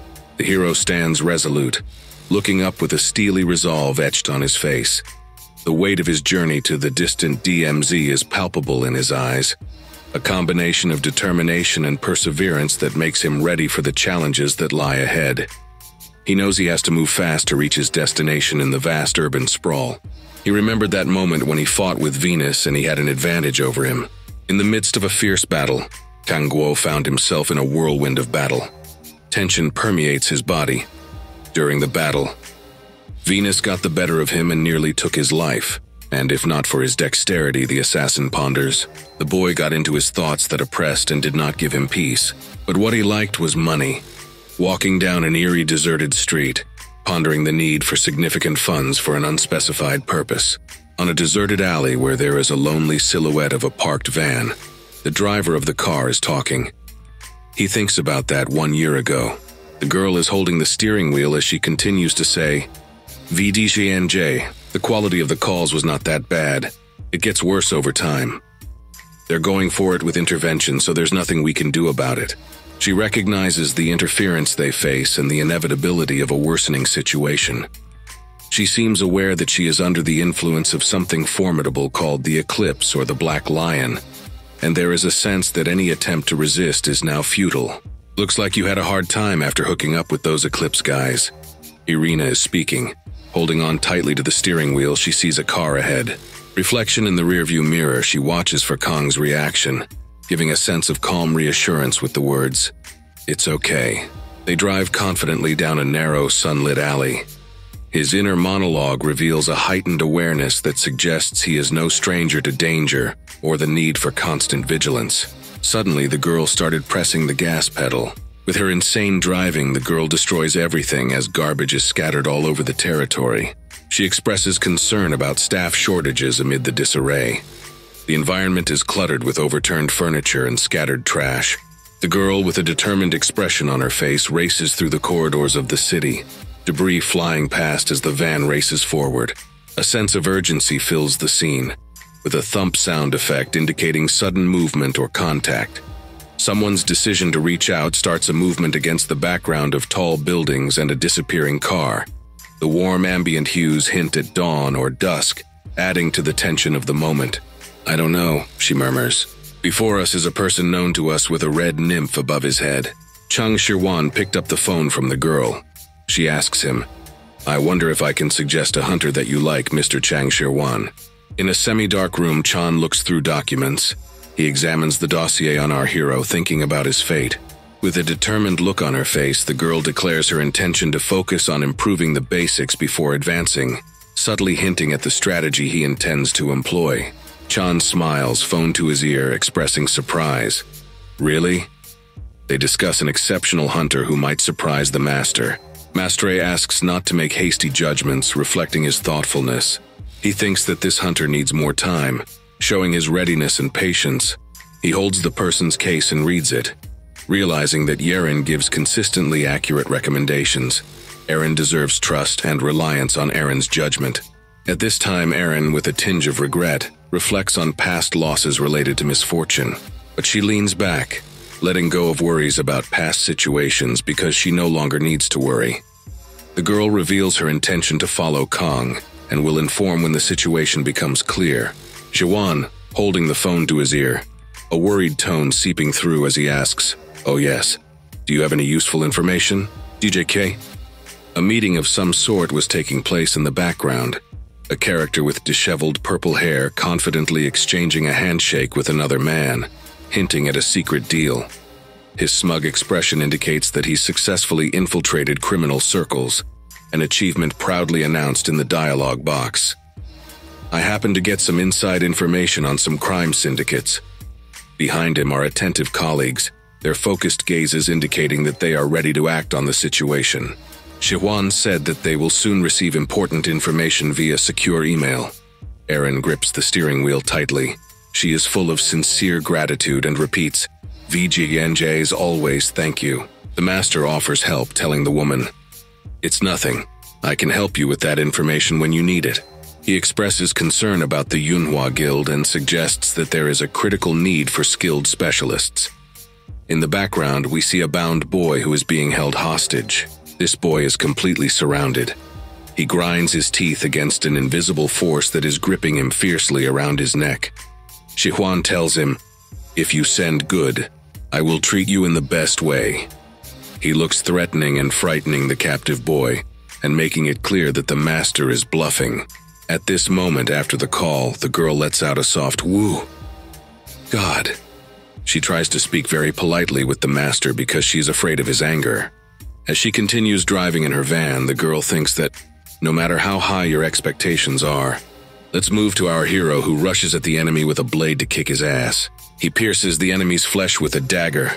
The pink blood of an unknown creature splashes on the screen. After being hit, he bounces away from the boss like a scream from Harry Potter. The fearsome figure is identified as Middle Boss Ibria. A menacing energy crackles around. Glowing red eyes pierce the shadows, a harbinger of a formidable ordeal. The knife thrust directly into the boss's hand did not change the outcome of the battle, but it struck at least some blow to the skeleton. Ibria rushes at the guy with a deadly attack. A dark hand flies toward Kong, his enemy manifesting in a dangerous battle dance where every move could be his last. Kang Guo stands in the shadows and sees a large skeletal hand coming towards his face. The air around him crackles with tension, a red monstrous energy bursting forth, ready to strike with fury.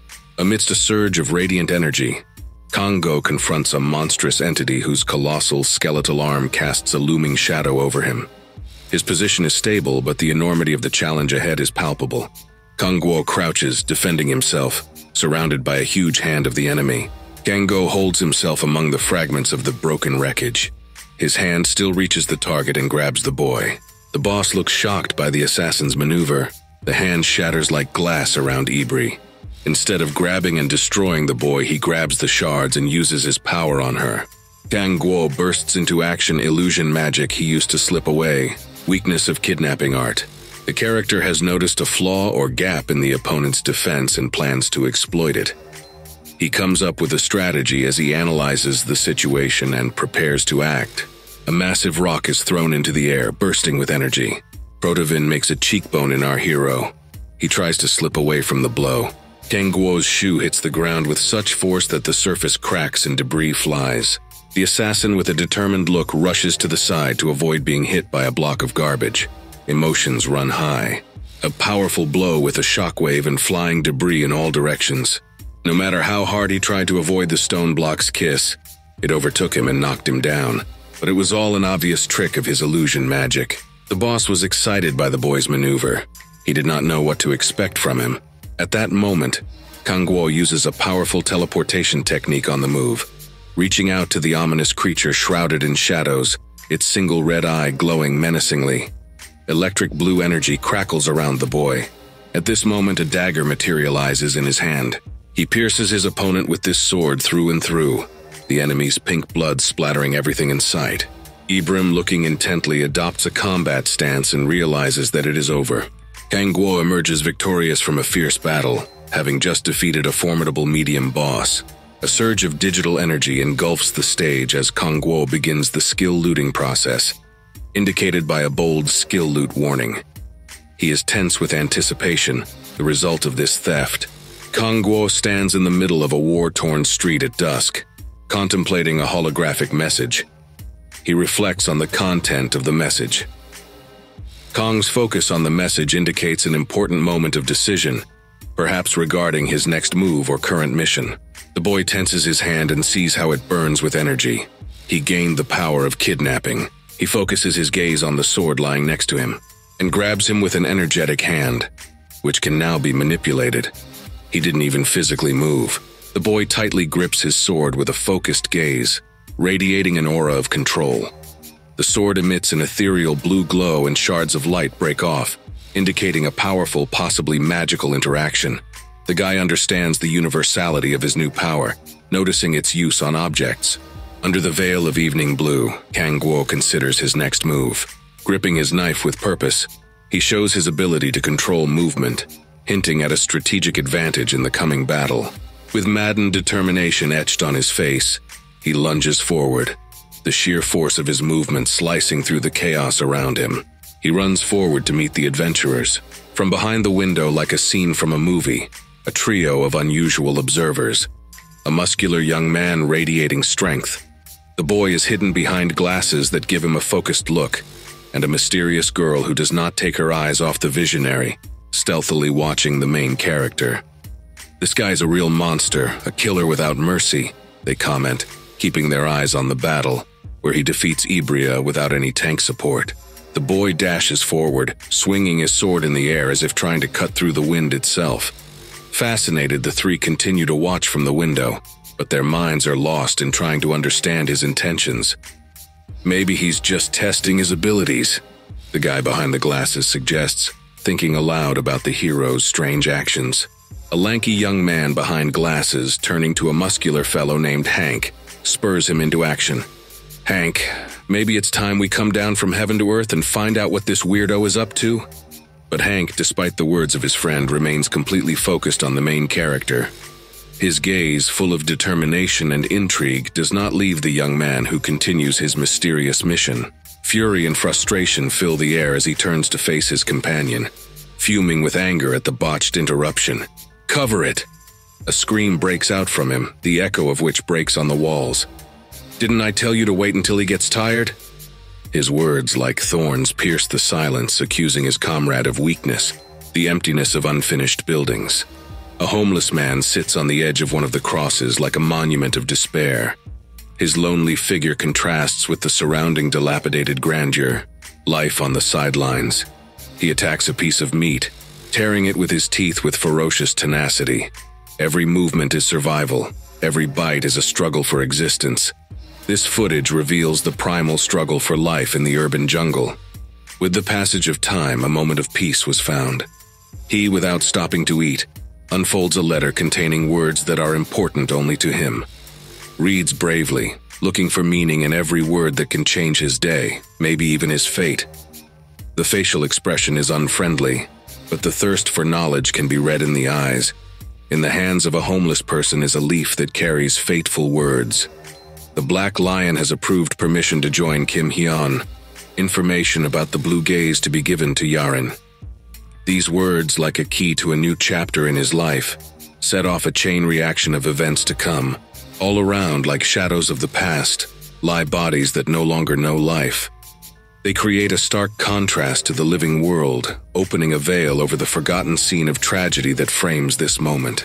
An enthralled homeless man sits on these lifeless bodies, but for him it is nothing more than a game script. Illuminated by the dead light, his face expresses an unhappy satisfaction that the news in the letter means a good change for him. "This is good news," he says quietly, drawing new hope from the letter. "Yaren is nervous, trying to catch me," he says, almost mockingly in his voice. Clasping the letter in his hand, he is filled with awareness of his new power. The elixir and the Black Lion ... it quote s something extraordinary in itself. And now I can finally get to Daejeon, for the first time in such a long time. His face lights up with a sense of purpose, spilling over into strong determination. A sudden rustling startles him, causing instant concern. His eyes widen in an attempt to catch the source of the sound. His heart beats faster, preparing him for the unknown. Against the background of an abandoned building, the silhouette of our hero, Kang Go, approaches the scene. His steps are sure but careful. He is ready to face any threat that waits in the shadow of the forgotten, unfinished space. Surveying the neglected site, he, like a waiting predator, shrilly scans the space around. His gaze cuts through the darkness like a blade, looking for weak spots, places where his next victim might be hiding. The homeless man, filled with ominous confidence with a mocking "yes, yes," determines the fate of another loser. His words portend disaster, promising a new robbery in this forgotten corner. He pounds on the wall, forming a fist from his hand, summoning enemies from their shadows. "Get out, kids." His voice is filled with contempt and challenge, promising an imminent clash. Behind him, silently and invisible to the unknowing eye, a demonic embodiment of a wolf is forming, enveloping him from all sides. He, as if the master of dark forces, is able to control this creature, giving it the ability to kill on command. "It's time for dinner," his words echo darkly, opening the door to a world where the line between predator and prey becomes invisible.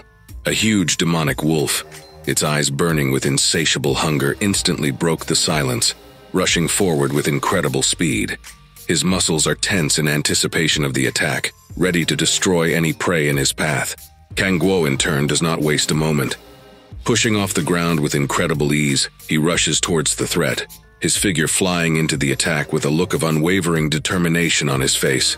The demonic wolves, their mouths wide open in anticipation of the fatal bite, had almost reached Kang Guo. Aggression and bloodlust radiate from every hair on their bodies, ready to change the fate of our hero at a moment's notice. But at the last moment, Kang Guo materializes a piece of meat in his hand with unexpected cunning. This unexpected prey instantly distracts the wolves, freezing them in place in confusion and lust, which gives our hero precious seconds. The boy who summoned the undead against Kang Guo is in shock at his opponent's agility and cleverness. He watches in disbelief as his minimalist plan turns against him. With such an easy maneuver, just a piece of meat. The young man's thoughts are racing in his head, how he cannot believe that his perfectly trained animals were so easily deceived. Kang Guo, using the moment of surprise, materializes in his hand a dagger filled with a cold glow. He prepares with all determination for the decisive blow against the demonic animals. The first wolf to dare to attack meets its fate under the cold blade of Kang Guo's dagger. The strike was quick and precise, leaving the prey with no chance. With indescribable grace and efficiency, Kang Guo moves on like a dancer on the battlefield, using his dagger to destroy the remaining enemies. Every movement is a lethal ballet. Every blow is the end of the terrible existence of demonic wolves. The homeless man, the observer of this whole fight, froze in shock. His eyes are wide open in undisguised surprise, thoughts racing through his head. What the hell is going on here? Ignorance and confusion are painted on his face before the unexpected resolution of the battle. Kang Guo, with all his focus and confidence, turns to witness the events. His gaze is indifferent, as if he has not just accomplished a feat, but merely completed an ordinary task. "Kusniaten, do you want a bite?" His words, spoken with irony and a faint smile, add to the lightness of the moment, showing that despite the danger, he remains calm and in control of the situation. Kang Guo, in a moment of calm after the storm, reflects on how careful preparation before the fight played a key role in his victory.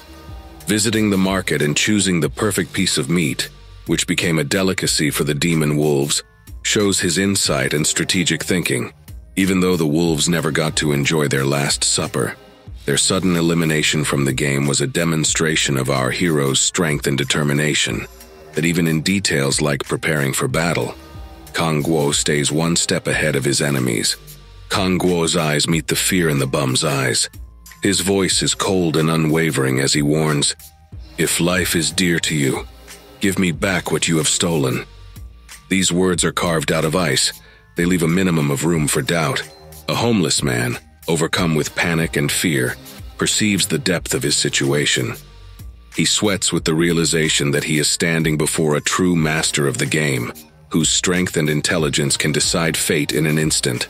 Kang Guo, emphasizing his remark, once again emphasizes his strength and cunning, leaving the bum under no illusions about his intentions and capabilities. "I'm a strong player who can make anything happen." His words, like a verdict that portends the inevitable. On the top of the city giant, in the middle of the cold wind that walks on the roofs of high-rise buildings, stands the enemy. He shouts down to Kang Guo, "If you dare, take it from me if you can." His call echoes through the streets. Kang Guo, without hesitation, realizing that there is no time to think, starts his fast run to meet the challenge. The homeless man, from the height of his observation, bursts out with sarcastic laughter. "Even though you prepared, You clearly didn't understand who you were dealing with, he mocks, confident in his superiority. Standing on the edge of the roof, he watches as Kang-go tries to reach him, but is sure that the traps that litter the way to the top will be an insurmountable obstacle. His expectations are filled with cold calculation, because he is sure of the inevitability of Kang-guo's mistake. The enemy muses with certainty that the way up is strewn with mines and traps that must stop or even destroy Kang-guo. Let him run, he thinks, because he'll blow up on one of my traps anyway. Kang-guo, concentrating, activates his supervision and mana tracking ability, allowing him to see things invisible to the normal eye. This gives him the opportunity to detect the minefields that lie in wait for him in the shadows. Discovering hidden threats with his vision, he quickly analyzes the minefield in front of him, recognizing that the trap is dead. He sees each of them as if they were illuminated by a neon light in the darkness. Understanding the full scale of the challenge, Kang-guo decides to act decisively and cleverly. He expertly pushes himself off the ground, making huge leaps that allow him to easily jump over dangerous traps as if they were just pebbles in his path. A homeless man observing this scene from a height cannot contain his surprise and fear. The desperate effort of his enemy, who easily evades each of the traps, leaves him in a state of impression and disbelief. This guy, he's not of this world, flashed involuntarily in his thoughts. Kang-guo, fully focused and at the same time amused by the challenge, uses the walls of the building as his maneuvering field. He runs along them vertically upwards, like a waterfall pouring into the sky, easily bypassing each of the traps, demonstrating his extraordinary dexterity and intelligence. The tension comes to a head when Kang-guo and the homeless man come face to face at the top of a high-rise building. The atmosphere is electrified with anticipation of the coming clash. The homeless man, angry at Kang-guo's underestimation and frivolity, activates his superpower. This is not a joke, he muses, preparing for decisive action, hoping to frighten or even outwit his opponent. However, Kang-guo's reaction to this display of strength only shows his steadfastness. His face remains motionless, and his gaze is calm. No tricks or threats can confuse him. Kang-guo perceives his opponent through the prism of his own ability to sense essence. A red symbol appears above the bum, indicating its membership in the Chaos constellation, promising power over the weakening of senses and the infliction of wounds. This sign gives Kang-guo the key to understanding the danger he faces. The homeless man, feeling the growth of his own strength, exclaims with a challenge, "I am a precious body protected by the constellation." His words, filled with pride and defiance, attempt to establish him as a true threat in Kang-guo's eyes. The bum, enveloped in the darkness of his black magic, fires powerful energy blasts at Kang-guo, promising to show him hell. These magical blows, radiating cold malevolence, rush towards the hero with the intention of destruction. However, Kang-guo, invulnerable to these strikes, shows a higher level of skill by activating a teleporter.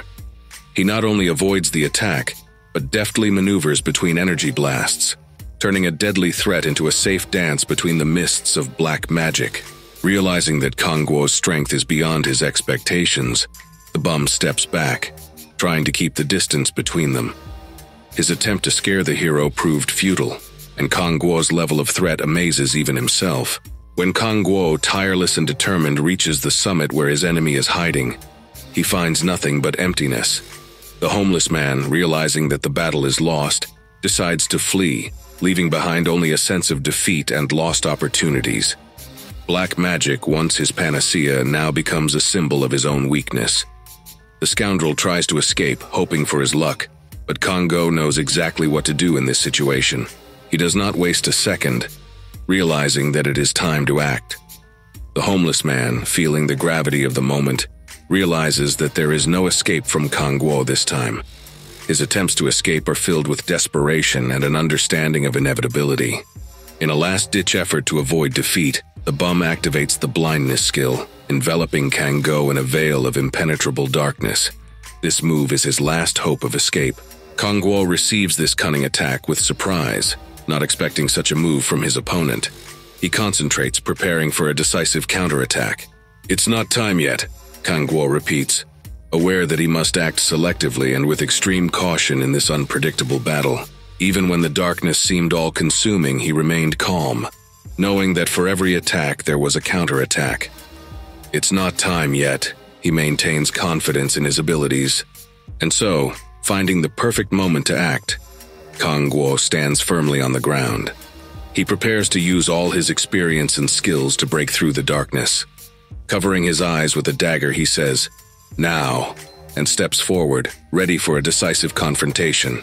The opponent is in a state of shock as they watch Kang Guo block his powerful strike, seemingly irresistible to anyone else. His confidence in his own strength was shaken. Confused, the homeless man asks, "How did you manage to get through that?" Even in complete darkness, Kang Guo didn't stop his movement, replying with cold confidence, "Very simple. I created this ability," Kang Guo exclaims with a sly smile, emphasizing his superiority as his dagger is pointed straight at his opponent, promising a decisive blow. Focusing on the homeless man, Kang Guo sees him in complete shock, realizing that he is about to be defeated and that all his attempts at resistance are futile. Kang Guo activates Kidney ability, which completely blocks the bum's movements. A blue aura surrounds the enemy's body, limiting his ability to take any actions.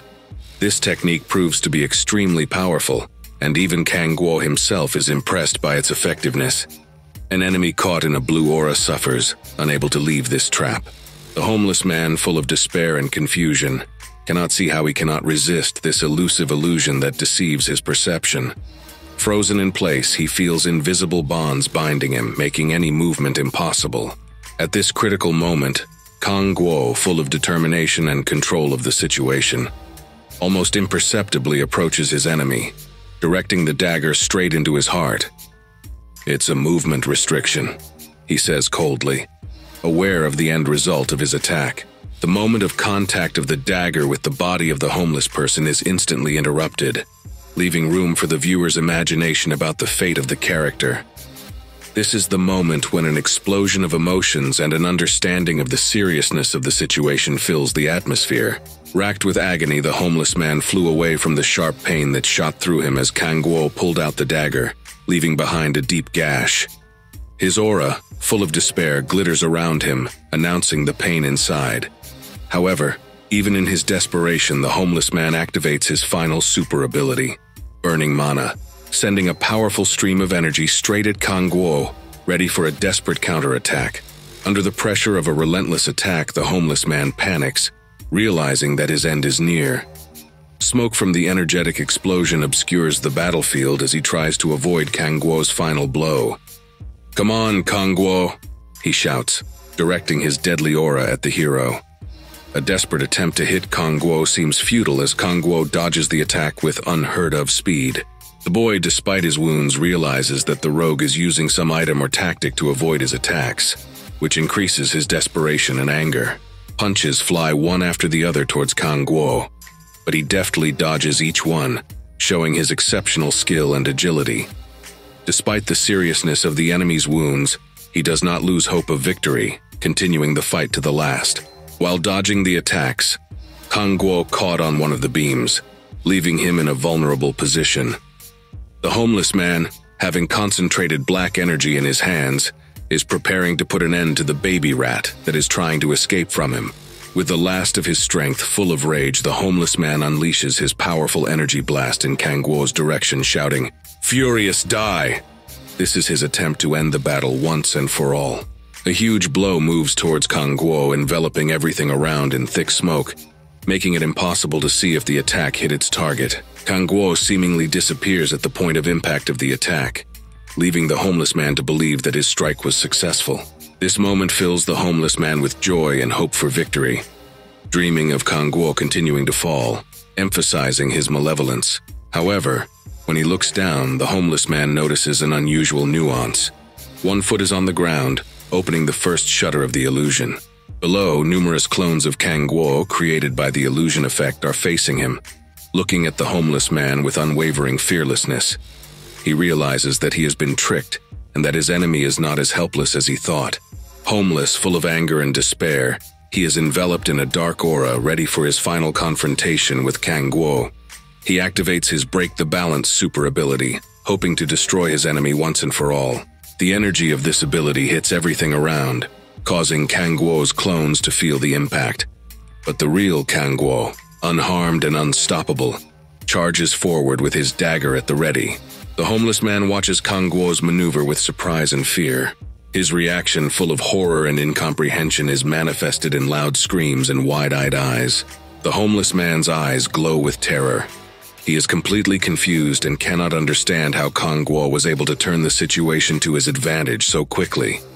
Meanwhile, Kang Guo, like a ghost, appears behind him and prepares to deliver the decisive blow. Kang Guo's final decisive blow illuminated his opponent's face with the unexpected realization of his inevitable fate. The death blow took away all chance of survival, forcing the life force to leave his body. The homeless man falls to the ground, wrapping his hand around the wound. Looking away, Kang Guo coldly dismisses his opponent, embodying his lack of compassion for the enemy who tried to destroy him. Lying on the ground, the homeless man angrily asks Kang Guo how he, such a scoundrel, could have tricked him. His body is writhing in indescribable pain and his face is contorted with despair. Kang Guo, looking at his enemy with a sarcastic smile, replies, "You wanted to do the same thing." The drops of blood on his face not only indicate a physical encounter, but also symbolize his moral victory over the enemy. "That was a great tactic." Kang Guo approvingly praises the prostrate homeless man, acknowledging his attempt despite her ultimate failure. The scene closes on Kang Guo, standing over his vanquished foe, pondering the difficulty and cost of his victory. After the battle is over, Kang Guo receives an unexpected message from the system, which suddenly materializes in front of him as a transparent window in the air. He stares intently at it, ready to absorb new information. The message appears to be an acknowledgement of his recent achievement. The Maneuver Master constellation recognizes your attack strategy. These words are reflected in the air window, confirming that Kang Guo has not only achieved victory over a physical enemy, but has also earned recognition from a higher power. Kang Guo mulls over the contents of the message, pondering the significance of being recognized by the Maneuver Master constellation. This is not only a mark of his fighting prowess, but also a reminder of the importance of strategic thinking and planning in combat.